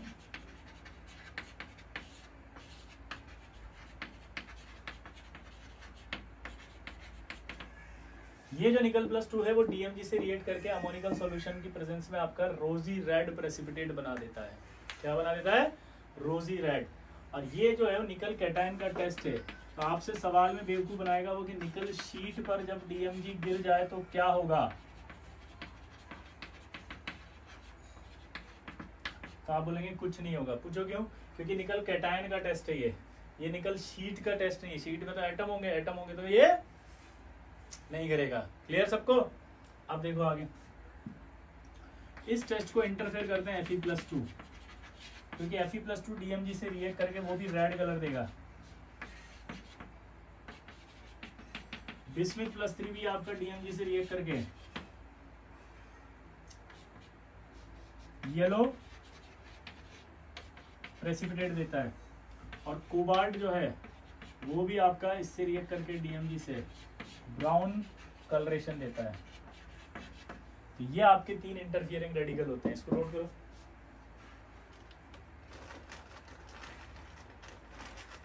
ठीक है, चलो, कोबाल्ट +3, सॉरी। ठीक है, ये आ गया। अगला देखो, अब कोबाल्ट +2, इनके निकल और इनके एक टेस्ट ही है भाई, क्योंकि यही इंपॉर्टेंट टेस्ट है सारे। कोबाल्ट +2 एक ही टेस्ट देता है, ये भी टेस्ट विद KNO2 से। कोबाल्ट +2 जब NO2 माइनस से रिएक्ट करेगा तो ये पहले इसको ऑक्सीडाइज करेगा और ये NO2 माइनस खुद रिड्यूस हो जाएगा NO में। अब ये कोबाल्ट +3 फिर रिएक्ट करता है किससे, रिमेनिंग NO2 माइनस से,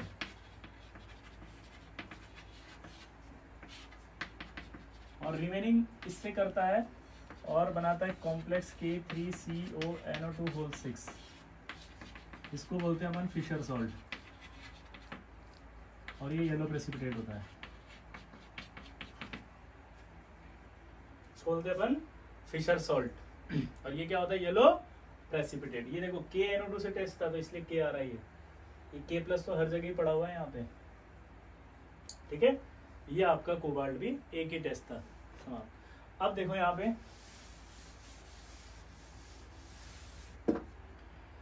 सॉल्ट के अंदर मैंने 5th वाला पहले ही पढ़ा दिया था, याद हो तो। 6th 5th पहले हो गए थे, 0 पहले हो गया था, फिर 1 2 4 5 तक चले अपन, ये कंप्लीट हो गया। लेकिन अभी भी सॉल्ट के अंदर एक इंपॉर्टेंट पार्ट होता है एलम।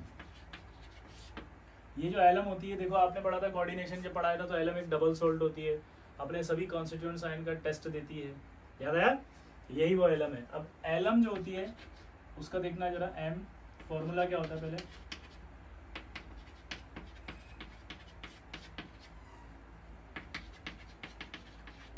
इसको आप कॉमन लेके ऐसे भी लिख सकते हो, M-SO4(2)20H12H2O, ठीक है। जहां पर ये जो M होगा ये होगा मोनोवेलेंट केटायन, और मोनोवेलेंट केटायन जो होता है वो Na+, K+, Rb+, CS+ और NH4+ ले सकते हैं। M- जो होगा वो फिक्स है, वो ट्राईवेलेंट। अगर ट्राईवेलेंट केटायन नहीं है तो वो एलम नहीं होगी, यानी कि उसे स्यूडो एलम कहेंगे। जैसे मैं यहाँ पर कोई भी +2 वाला अगर लिख दिया और एलम जैसा दिखाने की कोशिश किया तो आप उसको बोलेंगे स्यूडो एलम है, एलम नहीं है। एलम तभी होगी जब ये मोनोवेलेंट और ये ट्राईवेलेंट हो, ट्राईवेलेंट केटायन, जैसे स्कैंडियम +3, Fe+3, एल्यूमिनियम +3, Cr+3, ये कहलाते हैं आपके ट्राईवेलेंट। ये क्या कहलाते हैं, ट्राईवेलेंट, ठीक है। अब देखो इधर ध्यान से, अब अगर आपसे पूछा जाए कि नोट करके कि लिथियम प्लस मोनोवेलेंट में यूज करेंगे क्या, तो आंसर है डज नॉट यूज। लिथियम को कभी भी हम नहीं कर सकते मोनोवेलेंट केटायन में एज अ एलम। क्यों नहीं कर सकते, उसका रीजन देखो। अगर आप ध्यान से देखें तो यहां पर जो मेटल है वो टोटल मेटल 4 है और वाटर कितने हैं यहाँ पर 24, से एक के पास कितना आया 6। देख सकते हो आप, ये 12 ले रहा है, ये भी 12 ले रहा है, यानी कि ऐसा केटायन ही एलम बनाएगा जिसमें कोऑर्डिनेशन नंबर क्या हो 6। लिथियम नहीं ले सकता 6, क्योंकि लिथियम का कोऑर्डिनेशन नंबर है 4। तो लिथियम कभी भी मोनोवेलेंट केटायन के फॉर्म में यहाँ नहीं आ सकता, ठीक है। अब देखिए एलम कैसे लिखते हैं, एलम का नाम लिखना बड़ा इंपॉर्टेंट है। एलम का जो नाम लिखते हैं वो देखना कैसे लिखते हैं।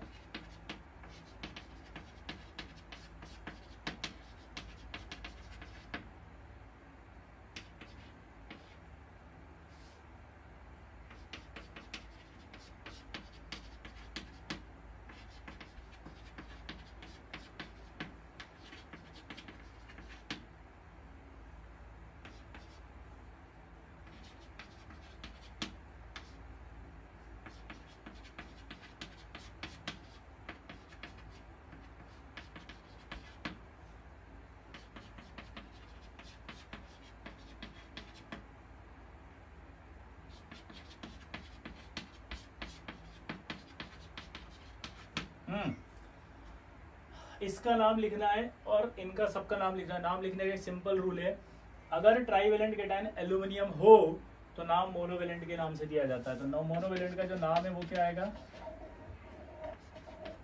पोटाश एलम, ठीक है। अगर मैं इसकी बात करूंगा तो इसका नाम क्या आएगा, एल्यूमिनियम है वापस से, तो नाम क्या बनेगा, अमोनियम एलम।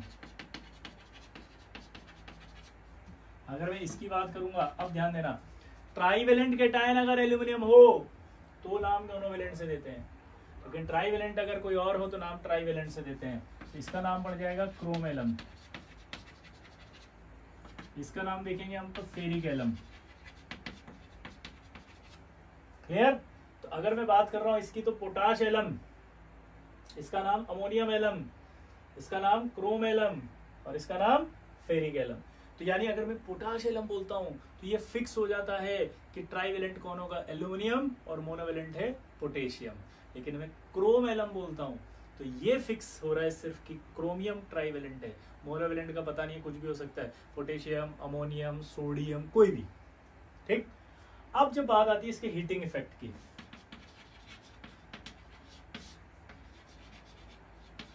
हीटिंग इफेक्ट आप देखो K2SO4.24H2, इसको हीट करोगे आप तो स्वेलिंग आएगी। पहले तो स्वेलिंग क्यों आएगी, क्योंकि वाटर ऑफ क्रिस्टलाइजेशन बाहर निकलेगा ये 24, तो 24 वाटर ऑफ क्रिस्टलाइजेशन बाहर निकला तो ये K2SO4.L2SO4 हॉट थ्राइस बन गया। अब इसे और हाई टेम्परेचर देंगे तो ये आपका K2SO4 तो नहीं टूटेगा क्योंकि आयनिक होता है, लेकिन L2SO4 टूट गया L2O3 और SO3 में।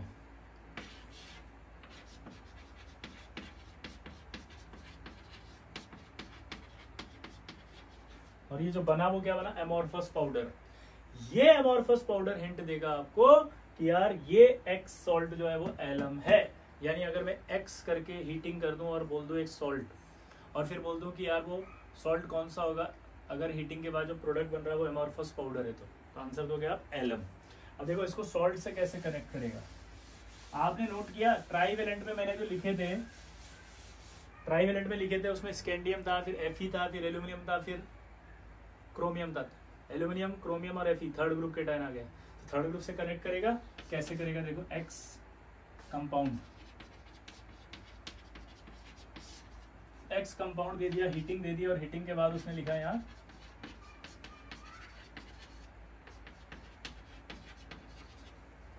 Amorphous powder. तो आप तुरंत क्या बोलेंगे यार, एक्स तो एलम हो सकती है, लेकिन अब इसमें कैटायन पूछ रहा है कौन सा होगा, तो कैटायन के लिए उसने दे दिया फ्लेम टेस्ट और लाइलेक कलर दे दिया। अगर फ्लेम टेस्ट दे दिया और लाइलेक कलर दे दिया तो आप खट से बोल दोगे पोटेशियम, और यहां दे दिया उसने Na2O2, ठीक है, और बोल दिया Y, और ये Y दे दिया उसने येलो सॉल्यूशन। अब आपको बताना है, तो दिमाग लगाते हैं। देखो अभी मैंने थोड़ी देर पहले बोला था कि Na2O2 जब भी होता है तो उसको आप NaOH प्लस H2O2 मानो।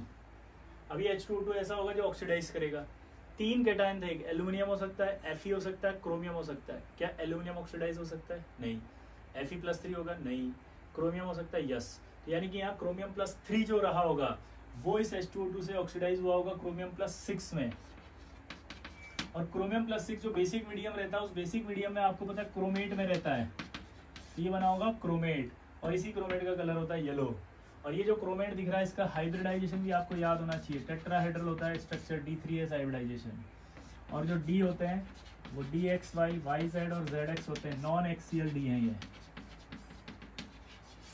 क्या है? ये नॉन एक्सियल।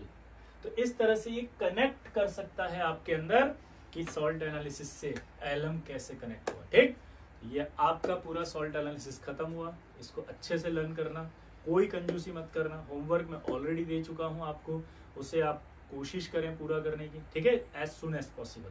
ठीक, चलिए मिलते हैं फिर अगली क्लास में।